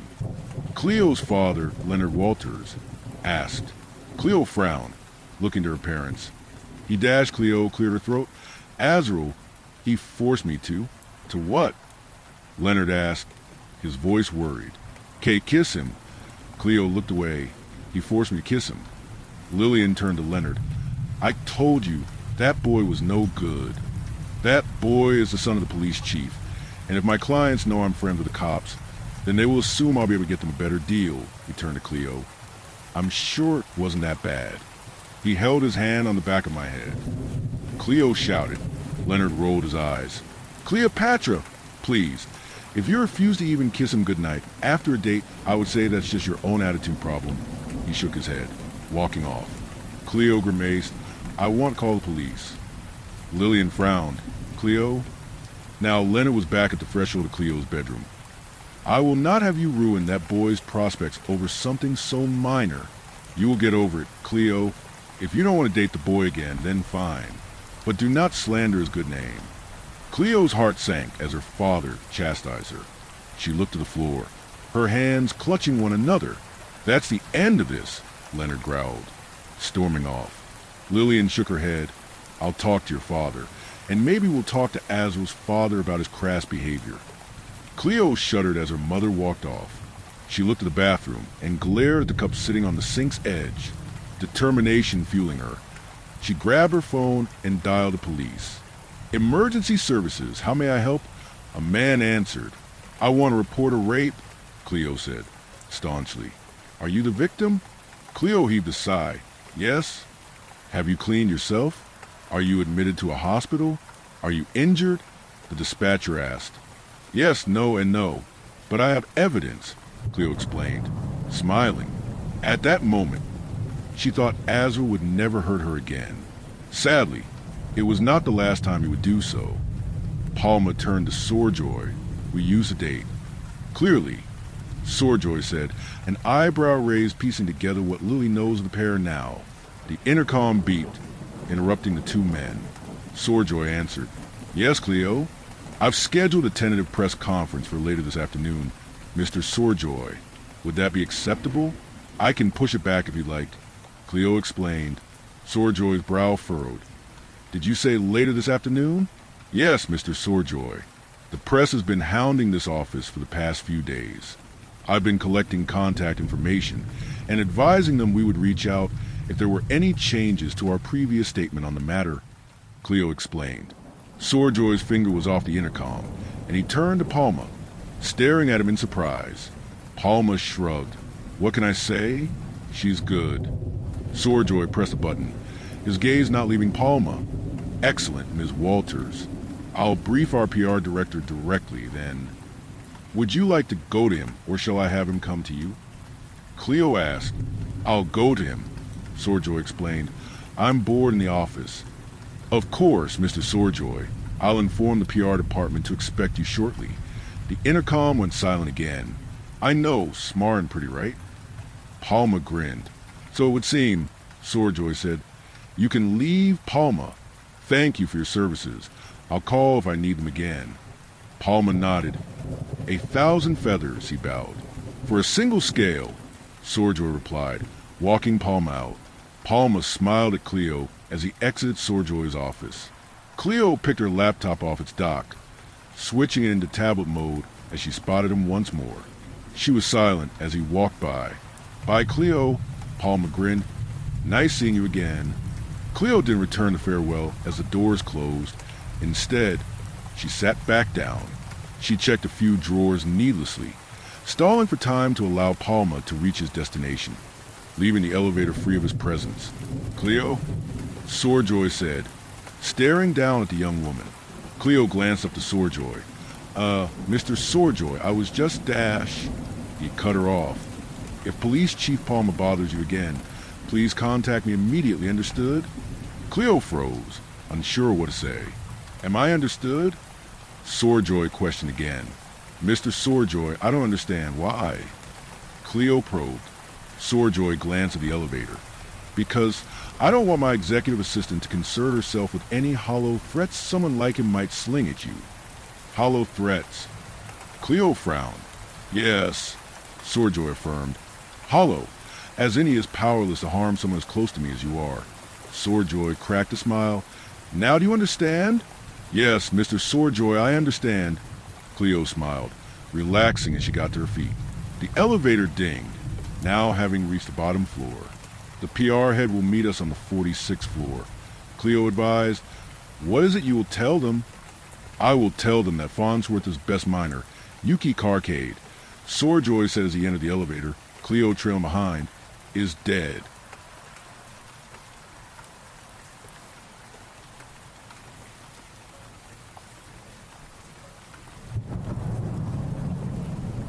Of Night and Day, Chapter 8.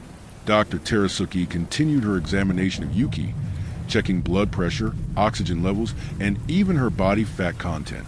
"We need to work on getting a good number of these metrics into what I consider a healthy range.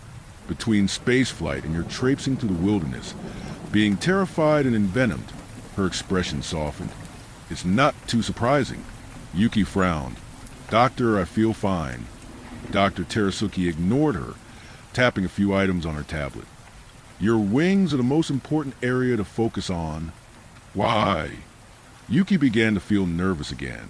Dr. Terasuki moved behind Yuki and gently tugged her wings up, forcing them to extend.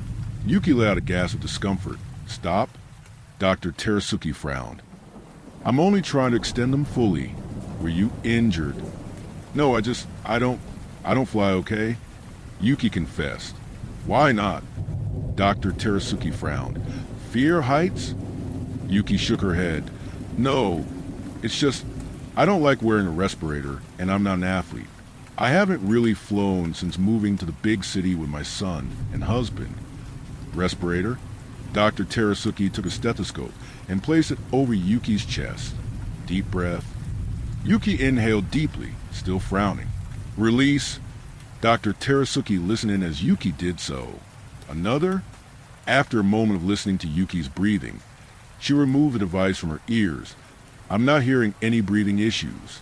"Why would you need a respirator?" "Because the higher you go, the worse the air," Yuki sighed. "Well, to a point. If you went high enough, I guess you'd go above the clouds." Dr. Terasuki tapped notes into her tablet, her brow raised. "Interesting." "What's interesting?" Yuki asked. "It's nothing." Dr. Terasuki heaved a sigh. "Well, my dear, I'm in a predicament. I cannot legally confine you to this room, but neither can I spend my valuable time being your personal translator." Yuki narrowed her eyes, feeling slightly hurt. "Am I not worth the time?" "My job," Dr. Terasuki explained, "is to save lives. You, my dear, are perfectly healthy." She tapped Yuki's feathery wing, "albeit out of shape." "Excuse dash." Yuki was cut off by Dr. Terasuki. "As such, I must return my shift to care for the ill and injured," Dr. Terasuki informed. "For your rehabilitation, I'll have a physical therapist assigned to you in the next few days. In the meantime, I'll assign a nurse chaperone to ensure your safety and make sure you don't go wandering off to Guardians nowhere." Yuki frowned. "Do any of the nurses here speak my language?" "They do not," Dr. Terasuki said. "So I'll show you some basic hand gestures, like yes, no, hungry, ouch, etc." Yuki crossed her arms. "I'm not a child." Clearly, Dr. Terasuki grumbled, speaking in Nitin, yelled Ye Tev Yevder. "What was that?" Yuki could sense some indignation in her voice. "Nothing." Dr. Terasuki shifted subjects. "I'll go find a nurse to assist you. Can I make a request?" Yuki asked, her tone shifting, growing softer. You may. Can it be the nurse who saved me? Yuki asked, for your information, I administered the anti-venom to you shortly after you were brought in by Lazulta's hunting party. Dr. Terasuki gave Yuki a perplexed look. The nurse saved you from what? You weren't in any danger. Not since you've been treated here. Yuki took a deep breath. Well, I thought I was in danger, and I'd like if the only knight who even tried to be helpful toward me continued to do so. Tried to be helpful? Dr. Terasuki frowned. What is it you think the hunters and myself have been doing? The hunters chased me through the woods. Yuki crossed her arms. And I'm sorry, but you've most insulted me. I didn't know you treated me. Thank you. Yuki looked away, though your bedside manner could use some work. Dr. Terasuki took a measured breath, letting the criticism roll off her. I understand your frustration, but a thought crossed Dr. Terasuki's mind. No, I'm sorry, but I must find someone else. Of all the nurses here, Saren's likely the worst choice. He's only just returned to work, and did so against Workforce Welfare's advisory. Listen, Yuki said, staring up at the blue-skinned dragon, but stomping her foot all the same. Since I arrived here, I've been shipwrecked, hunted, starved, chased, soaked, terrorized, and poisoned.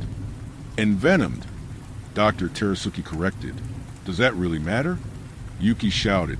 Dr. Terasuki looked down at the now furious Angel, taking a step back. All I ask is one single request, and that is if I must have some kind of minder, I want the only person who's given a single solitary damn about my well-being. Dr. Terasuki took offense. Excuse me, Mrs. Carcade, your well-being has been at the forefront of my concern and remains so. Yeah, well, Yuki stammered, running out of steam. I only met you an hour ago. A hand rose to Dr. Terasuki's snout as she closed her eyes and tried to calm herself. Mrs. Carcade, I understand you've been through a great ordeal, Dash. I don't think that you do. Yuki snapped. With a renewed sense of purpose, Dr. Terasuki turned her gaze down to the small, yet stubborn woman and addressed her curtly. I will do as you request, but please note, I am opposed. With that, Dr. Terasuki walked out of the room. After slamming the door, Dr. Terasuki grumbled to herself. I am far too highly trained to be dealing with this incident, she growled, storming away from Yuki's room. Now we're on night as Nurse Saren? Saren jumped slightly, standing outside the door to the examination room. I am right here, Doctor. Dr. Terasuki turned to him, narrowing her eyes. Did I not tell you to seek out another task? Why, you did, Saren stammered. But you see, he chuckled. Well, I was not sure if Mrs. Carcade would need me, and, no one else needed my assistance as of yet. Concern crossed Dr. Terasuki's face. Saren, she sighed. I know your return was against Workforce Welfare's behest. Perhaps you should go home? Saren shook his head. No, I'm better here, where I can keep my mind off of. His face fell. An empty house. Saren soon found Dr. Terasuki's arms around his shoulders, the pair hugging. You're strong for doing so. Alia will be proud of you. Saren nodded, breaking the embrace. You were looking for me? Dr. Terasuki nodded. Yes, Saren. Yuki's exposure to our world has been, let's say, negative, except for you, as I have far more important things to do than escort the young angel all over the place. I plan to assign a nurse to her situation. I see, Saren frowned. Why a nurse? In case the little thing gets harmed again, she will have medical attention, Dr. Terasuki explained. Since I haven't heard from the Department of the Interior yet, I have to decide what to do with her for the time being. She can't be held here against her will, you know. Saren nodded. I understand. Good, Dr. Terasuki explained, walking into the exam room's viewing area while Saren followed. I'll give you some nonverbal commands and some basic words she'll grasp. Just maybe give her a little tour of the hospital. Get her some food, have her move around a bit. You know, the basics. Saren nodded thoughtfully. She's in the same clothing? Yes. It's all she has, and we have nothing that we can offer her that fits other than hospital gowns, she explained. The gowns are fine. Saren gave a nod as the pair approached the door. Yuki felt so isolated when the doctor left. She turned and hopped up onto the rather high examination table. looking around the room. How could Dei have been so wrong about Night? Yuki thought to herself, do the people of Farnsworth Incorporated have some major fact-checking issues? Everything was so large, so strange. She felt like a child again. Dr. Terasuki talking down to her did not help the situation. Maybe this is a peaceful village? Or a city? Are there differing clans of Night? Maybe Farnsworth Incorporated saw a primitive village of isolated tribal Night and thought the whole planet was that way. Oddly, after a moment or two, she felt like she wasn't alone anymore, as if someone she had known for years had joined her. Seconds later, entering from the room behind the mirror, came Dr. Terasuki and Saren. Formal introductions, Dr. Terasuki said happily. Yuki Carcade. Dr. Terasuki motioned to Yuki. Meet Saren, Micho. Saren cleared his throat, managing to barely say the word. Yuki. Yuki smiled. Hi, Saren. The pair smiled at one another, each of their cheeks darkening. Dr. Terasuki looked between the two, shaking her head. No. This is a very bad idea. I'm sorry. I have to find someone else. Saren frowned. No. Yuki shot back. No one else can help me, please, Doctor. Dr. Terasuki frowned at Yuki and considered that at this rate, it would likely take more time and energy to convince the young angel of any other alternatives. Against her better judgment, she turned to Saren. I and Shevsek Metchik, ADH Mebian Avity. Saren nodded. Ane Mebian Legmari Divketver. Yuki frowned, unsure what the two were discussing. Saren stood by as the doctor spoke in the odd angelic language. Non. Dr. Terasuki began protest. Hoc Estevald Malus, Ego Sumpinatet. Ego have Udi Reperio alias. Yuki then argued back to Dr. Terasuki. Non aliat quiso medicus? Dr. Terasuki turned to Saren, narrowing her eyes as she spoke to him. Absolutely no funny business. Do you understand? I understand completely, Doctor, Saren advised. After a brief aside with Saren, Dr. Terasuki turned back to Yuki. So, I'll teach you some hand gestures that Saren will know. Yuki nodded. Thank you, Doctor. Dr. Terasuki kept herself focused, crossing both her forearms over one another. This means no. She then held one arm up, bending her elbow at a 90-degree angle. This means yes. Dr. Terasuki demonstrated a few more basics, indicating stop, continue, hello, goodbye, sorry, and finally a thank you. Do you understand? Yuki smiled, giving the signal for yes. A warm smile spread over Dr. Terasuki's face. Well, there may be hope for you yet, Mrs. Carcade. Wow, I did not know that you could smile, Yuki chided. Dr. Terasuki's smile faded quickly. I leave you in Saren's capable hands. Dr. Terasuki turned, walking past Saren while hissing, Shevsek Metchik. As the doctor left, Yuki frowned at Saren. What was that about? Shortly after she asked the question, she remembered Saren couldn't understand her. Saren, for his part, just smiled warmly and offered her his hand. Yuki returned the smile and took his hand, allowing the larger red-skinned dragon to guide her out of the exam room. As the pair exited, Saren made a motion towards Yuki's stomach, using her crash course in hand gestures. She took a guess that Saren was asking if she was hungry, so she made the X with her forearms, indicating no. Saren nodded, thinking for a moment. Yuki was unsure what was going on inside Saren's head until his eyes lit up, and he began to excitedly rush toward the exit of the hospital. Saren's gait was far faster than Yuki's, and she had to run to keep up with him. Where are we going? Saren reached the exit and let go of Yuki's hand, pointing upwards and taking flight. Wait! Yuki shouted. She glanced up to see there were other night flying through the sky, and Saren had joined a row of night flying to her left, over the street. I can't fly! Yuki shouted, running underneath him. Saren turned to look behind him, confused, and spotted Yuki running below him. I can't fly! Yuki shouted, pointing to her wings and using the no hand gesture. Saren grinned and turned around, flying lower and towards Yuki. Yuki smiled and stopped, happy he noticed she wasn't with him. But her smile vanished as she saw that Saren was not slowing down in the least as he flew lower and lower, swooping directly toward her. W8. Saren had a mischievous grin on his face. While Yuki was not afraid, she had no idea what the dragon was planning. She turned and ran as fast as she could. The running helped Saren, as he snatched her up in his arms, pulled her close to him, and flew higher into the air. Yuki screamed in shock as they soared upwards, and then her scream turned to excitement as Saren carried her higher.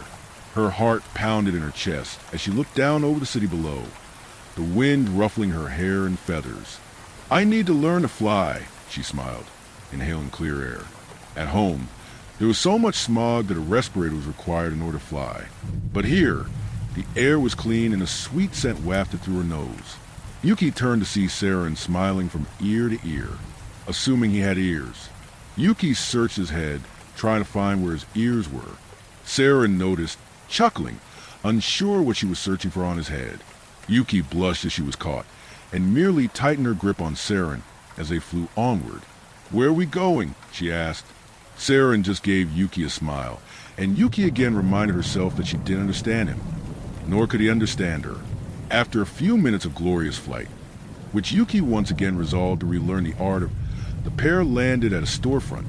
Yuki gingerly stepped down from Saren's arms and gave him the signal for thank you.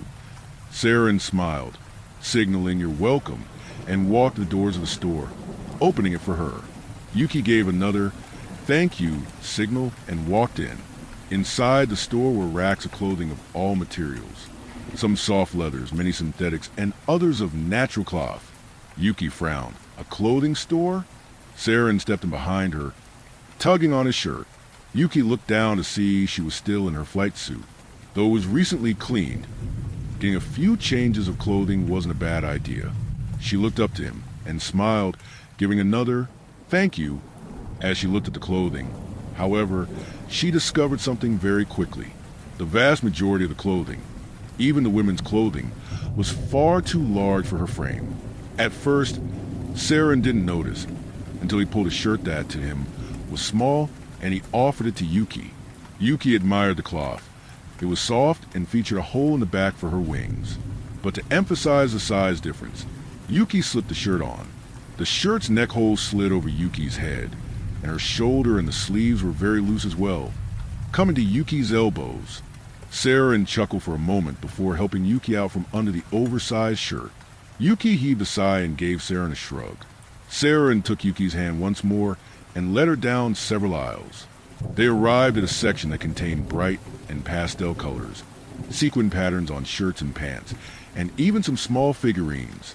It took Yuki only a moment to recognize what was likely the children's section of the clothing store. She gave him an indignant look as she stifled a laugh. Saren smiled and returned the shrug from before. Yuki walked around the clothing racks, happy enough to find shirts that were, at least, far closer to her size. After grabbing a few shirts and pants, Yuki looked to Saren, motioning try and shirt on. Saren nodded, bringing Yuki to a changing room. An older green knight was folding clothing, and upon seeing the pair she was immediately curious. Saren stood between Yuki and the green dragon, and began to explain the situation to her. Yuki hung back, clothing in hand, waiting for Saren to finish his chat. After a short time, Saren pointed to a door and gave her the yes hand gesture. Yuki walked in and peeled her flight suit off. While it was good in the climate-controlled cockpit of her ship, she was less thrilled with its use out and about. New clothing was something she was more than happy Saren had considered. She looked in the mirror, noticing how large the changing room was built. Yuki glanced at the door, still feeling Saren's presence. Should I invite him in? The thought made her face flush with warmth. She shook her head and cleared her throat. You're married? Yuki, she blushed deeper, and you're different species. Oh, Guardian, why wasn't that the first thought? She slid a few different shirts on, finding no issues with the fit aside from one which was a bit wide across her shoulders. The first pair of pants, however, posed a problem, and one Yuki could not help but chuckle over, ensuring that her underwear was still tastefully in place. She cracked the changing room door open and peeked out. Saren smiled, giving Yuki the yes hand gesture. Yuki smiled mischievously, giving the yes gesture to front her new outfit. She then turned around to reveal that there was an opening in the seat of the pants for a knitting tail. This left a hole, revealing Yuki's panties. She emphasized this hole by wiggling her hips back and forth, turning and giving Saren the no gesture. Saren's cheeks darkened, and he chuckled. He gave a yes gesture again. Yuki was unsure what it meant, but blushed regardless and stepped back inside the changing room. The mirror greeted her, and she stared at her reflection, scolding herself. Stop flirting. She cleared her throat, checking the other pants to find that. While they fit, they all sported a hole in the rear.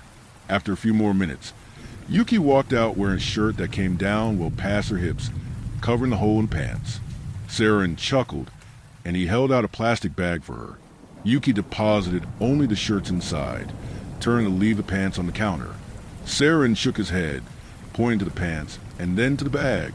Yuki frowned, picking up one pair and motioning to the hole in the back. Saren smiled and held one hole together, making odd movements with his claws, and then a yes gesture again. Yuki was unsure what he was inferring, but decided to trust him. She dropped the pants inside, looking around the store. She wondered about shoes. While she wasn't barefoot, all she had were the boots that matched her flight suit. Before Yuki could ask about footwear, she noticed that Saren, for his part, wore no shoes. Rather, his large clawed feet met directly with the ground.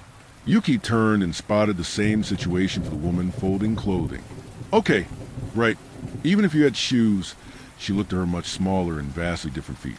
I doubt that would work. Saren wiggled some of his toes, giving Yuki a warm smile. Yuki looked up to catch his smile and returned it. He offered her his hand, and Yuki once more took it. The pair left the store, and Saren held his arms out for Yuki to climb into.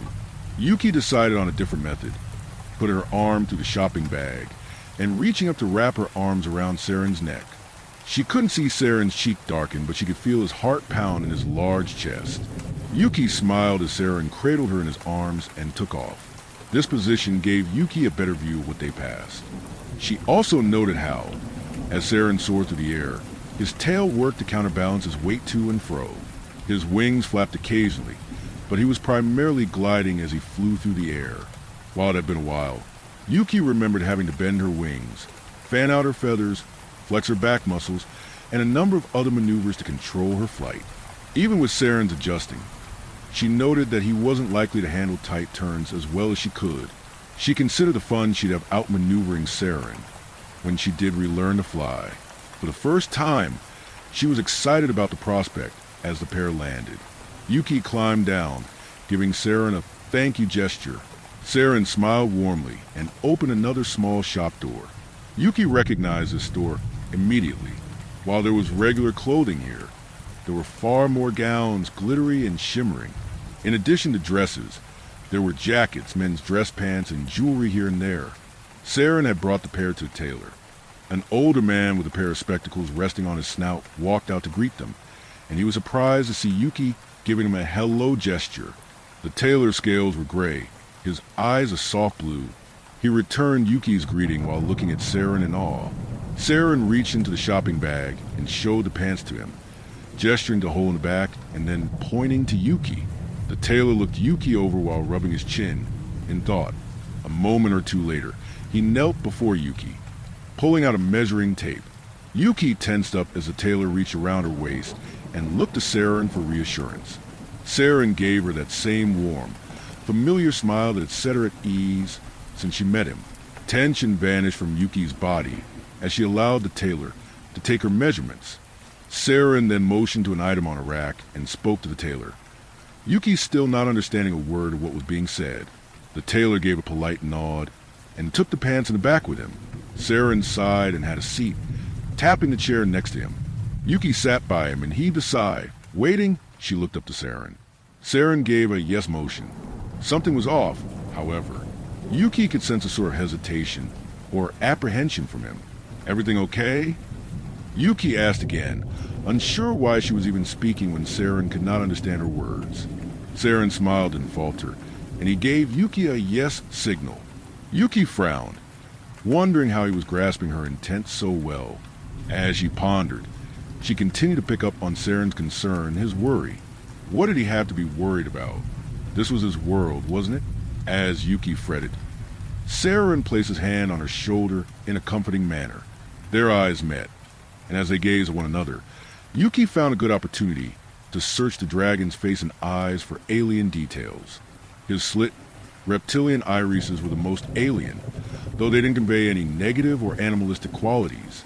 Yuki realized that behind those eyes, there was just a man, a sweet man who was doing his best to care for her. She also spotted his darkening cheeks and felt her own doing the same. Saren and Yuki at the same time broke eye contact and looked away awkwardly. Yuki then reached for a magazine, hoping to distract herself from the awkward situation. I need to learn to speak Nidan, she thought as she inspected the magazine. On the cover was a Nidan female, clad in a vast array of sparkling jewelry. She wore standard earrings and necklaces that Yuki was used to, but there were also bits of jewelry adorning the woman's horns, a few piercings in her nose, and even 2 in her eyebrows. As she browsed the magazine, she learned that if a woman was wearing any sort of evening dress, not only was the dress usually glittery and sequined, but the woman's face, body, even her tail was covered in gold, silver, and precious gems. She couldn't read the lettering, but as she flipped through she noticed that when males were in the shots with the females, they only wore drab clothing. Simple suits, jackets, shirts, and some would wear a matching vest with their female counterpart. Yuki marveled at how every Nidan female was dressed up like a piece of artwork, while the males were just, well, there. After several minutes, the tailor emerged, smiling and showing that he had either stitched a hole in the back of each set of pants closed completely or added a patch. Yuki was not picky, and just happy to have something other than her flight suit. She had an idea of what to do for footwear, which involved cutting her flight suit's feet off and making do in the meantime. Yuki gave the tailor a thank you gesture, which he returned. Saren and the tailor exchanged some words, and Yuki wondered if these were payment arrangements. She must have cost him quite a bit of money, from the new clothing to the tailored pants. Yuki was curious how she could work off her debt. There would have to be some kind of arrangement made later. She did not want to take advantage of Saren's generosity. Saren and the tailor's tails moved to one another, wrapped around each other, and then both smiled. Saren turned to Yuki, once more offering his hand. The tailor bid the pair farewell as the pair walked out of the shop. Yuki climbed into Saren's arms, and he took off. She noticed the sun was setting off in the distance. She sighed in disappointment, realizing that in all likelihood they were heading back to the hospital. She wondered where she would stay after she relearned to fly, as she'd no longer be considered disabled after that. Would it take so long for a rescue that temporary living quarters would be a problem? How could she get in contact with Dei? All questions to consider later. As Yuki noticed Saren was descending, the pair landed in front of the hospital, and Dr. Terasuki approached them. "Yuki, are you all right?" she asked. "Fine," Yuki said, showing a bag of clothing. "Saren helped me get some clothes." "Oh." Dr. Terasuki glared at him. "I see. I had not expected you to leave the hospital, so I began to grow concerned. What will my temporary living arrangement be, Doctor?" Yuki asked, feeling that Saren was now on the spot. It was strange. She could feel his tension again. "For now," Dr. Terasuki frowned. "You'll be staying in the hospital while you rehabilitate. I'm still waiting to hear back regarding more permanent living arrangements." "And how do I pay Saren back for his clothing?" Yuki asked. "Pay him back? Were these Saren's clothes?" Dr. Terasuki asked. "No, we got them at a store. But Saren bought them," Yuki affirmed. Dr. Terasuki frowned, confused by the entire statement. "There is nothing you need to concern yourself with there." Yuki decided it was best not to press her luck. "Aibti Saren, Tevd, Hemshemret Shokestiem, ADH Yekvolokit." Dr. Terasuki addressed Saren. Saren gave a nod, hearing Dr. Terasuki say, "Nurse Saren? Thank you, your shift is over. You can go." In Nidan, Saren turned to face Yuki, and once more flashed the warm smile she had grown comfortable with. Yuki smiled back, and the pair both gave a goodbye gesture. Saren made a motion towards Yuki, but stepped back, his cheeks darkening before he turned and left. Yuki's brow furrowed. not happy that the only person she connected with here was leaving her side. Mrs. Carcade? Dr. Terasuki broke Yuki's revere. Yuki frowned and nodded, following Dr. Terasuki's lead. Can I ask, why was Saren out of work? Something seems to be weighing on him. For some reason, when I was with him, I could feel a strong loss. Normally, I would not provide such information, Dr. Terasuki said as they walked down the halls. I think this will benefit the two of you, as I see Saren is growing overly attached. Yuki narrowed her eyes on Dr. Terasuki's back, unsure at the nerve-grating entitlement this woman had was earned. His mate died last year. She was a huntress. It was a scavenger attack. Dr. Terasuki turned to Yuki. Scavengers are massive lizards, almost 6 meters tall. Despite their size, they can sneak up on hunters after they've made a kill. They are formidable, even for the most skilled hunters. They're basically 14,000 kilograms of viciousness. Yuki frowned. Things like that exist here? Dr. Terasuki nodded. Yes, I heard you ran into some rippers, which are formidable enough, but far smaller. Dangerous, of course, but, well, you can better outrun a ripper than you can a scavenger. She made a motion with her hand. They can snatch you before you even have a chance to take off. I see, and one of these caught Saren's wife. Yuki asked. Dr. Terasuki reached a doorway. A scavenger came across Alia's hunting party. Alia did her best to fight the beast off, but it got the better of her. Fight? You said they were dash. Pride is a quality that is looked down upon. To be confident is often how to forge forward in life. But pride can cause a great person to suffer. She opened the door. Was she protecting someone? Saren, maybe? Yuki tried to reason. Her legacy.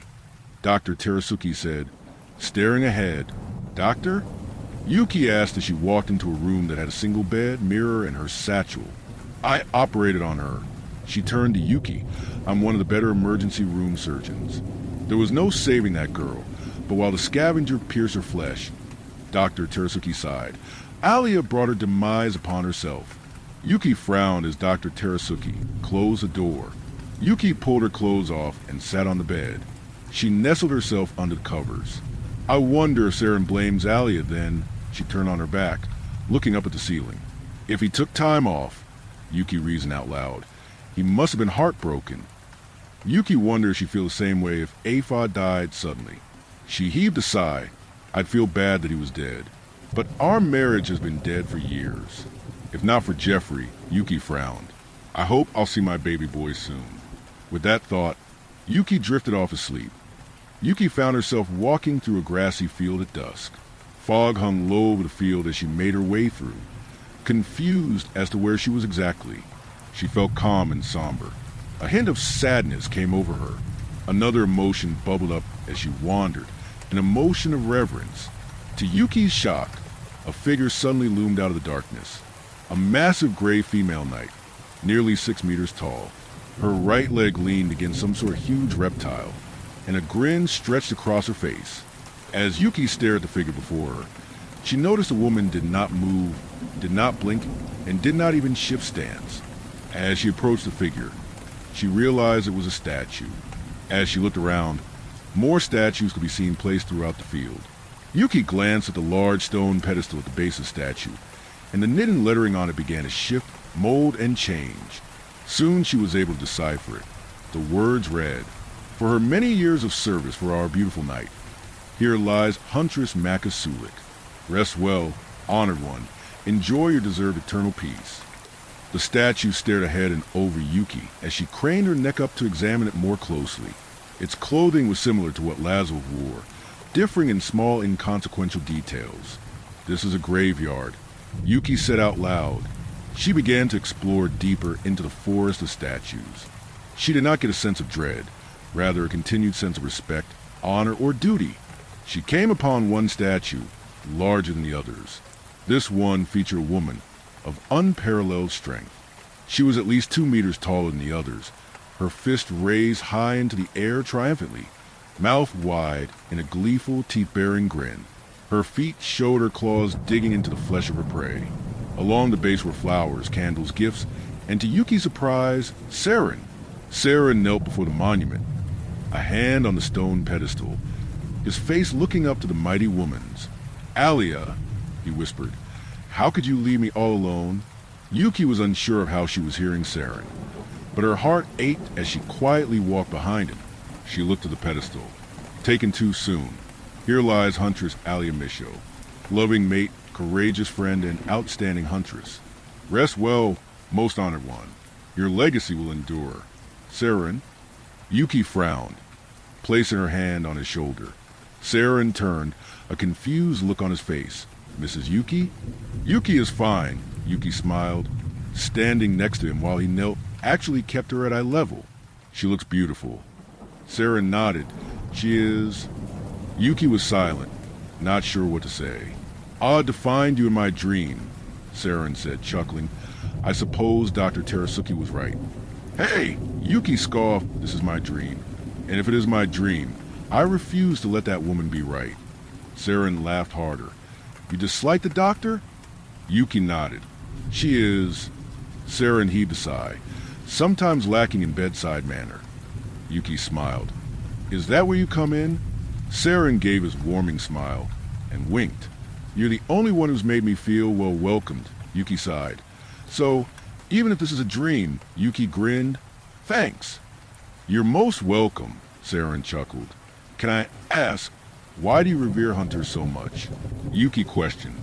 "They hunt dangerous prey," Saren said as he stood, "and put their lives on the line so that the rest of us can eat. Thanks to the hunters, no one goes hungry." Yuki nodded. "She has a bigger statue than the others. She was one of the best huntresses we ever had. Alia came from a long line of them. You see, they say her hands were thicker, teeth stronger." Saren heaved a sigh. "She honored me with her love." Yuki couldn't help but remark, "Wish my husband spoke of me that way." "You have a mate?" Saren smiled. "Oh, no. I have a husband?" Yuki chuckled. "We haven't, mated in..." Yuki thought. "Guardian, I can't remember the last time." Saren nodded seriously. "So you grew apart?" "Yes," Yuki sighed. "Good way of putting it. But, he's still my husband. The love is gone, but the marriage lingers on." "Why do you not find one who loves you?" Saren asked. "We have a son. We don't want to confuse or stress Jeffrey out, Yuki leaned against the large pedestal. "Are angels not allowed to separate from their mates if they have a child?" Saren asked. Yuki's face fell. "It's frowned upon. People do it, I guess." "I can't imagine why not." Saren stood, looking down at Yuki now. "Seems foolish to remain unhappy. Some people are happy alone." Yuki explained. "I know I am not," Saren sighed. "Oh, come on. You don't have ladies beating your door down." Yuki smiled. "We might not be the same species, but you're a good-looking guy, Yuki looked away. "For a dragon..." Saren chuckled. "You're a beautiful woman," he countered. "For an angel..." Yuki laughed. "Sorry, that was rude." No," Saren beamed, approaching her. "It's fine." Yuki looked up to him, feeling her cheeks flush, and she watched Saren's mimic hers. Their eyes locked, and Yuki took a step closer to him. Saren did the same. He looked down on her, their eyes connecting. "Screw it, it's a dream, right?" Yuki whispered. "No one would be angry at me in a dream," Saren said as he leaned down towards Yuki. Yuki wrapped her arms around his neck, her blue eyes meeting his yellow. Saren smiled at her. "Why are you in my dreams?" Yuki found herself being pulled closer. "Why are you in mine?" Saren's hand moved behind Yuki's head, and the pair kissed. A simple, soft, and sweet kiss. Yuki sat up in bed, sweating and panting. She flicked on a lamp and tried to catch her breath. Her heart hammered in her chest, and her body shivered pleasurably. "Whoa. Okay, that was weird," she said out loud. Yuki got out of bed and quickly dressed. "I need to find him." She stopped, frowning. "I don't know where he lives." Yuki began to pace. "Just a dream. You got to get a hold of yourself." It was just a dream. An extremely vivid, Yuki shivered, sexy dream. A knock came to the door, and Yuki jumped at the sound. She crossed the distance between herself and the door without even noticing. It wasn't Dr. Terasuki behind the door this time. Yuki knew who was there the moment the knock came. "Saren, is that you?" Yuki asked. Saren's voice came through the door, and she understood him perfectly. Yuki, I have to see you. Please, let me in. Jack sat in his quarters, throwing the ball against the wall and catching it as it gently floated to his hand. I hope you're safe, Yuki, he grumbled. Hope you know someone gives a damn about you. Jax's phone vibrated, and he pulled off the table. It was velcroed to. A message with an attachment from an unknown sender. Jax checked the attachment and gasped. It was a readout of Yuki's vitals, and they had all flatlined. Even more devastating, they had flatlined days beforehand. Jax read the message that came with the file. Dear Elijah, I hope this message finds you well. I am sorry to be the bearer of bad news, but they have been lying to you. They have lied to all of you. Attached is the real node for Yuki's biometrics. I've included a timestamp as well. If you wish to seek the truth, respond to this message. Sincerely, Persephone,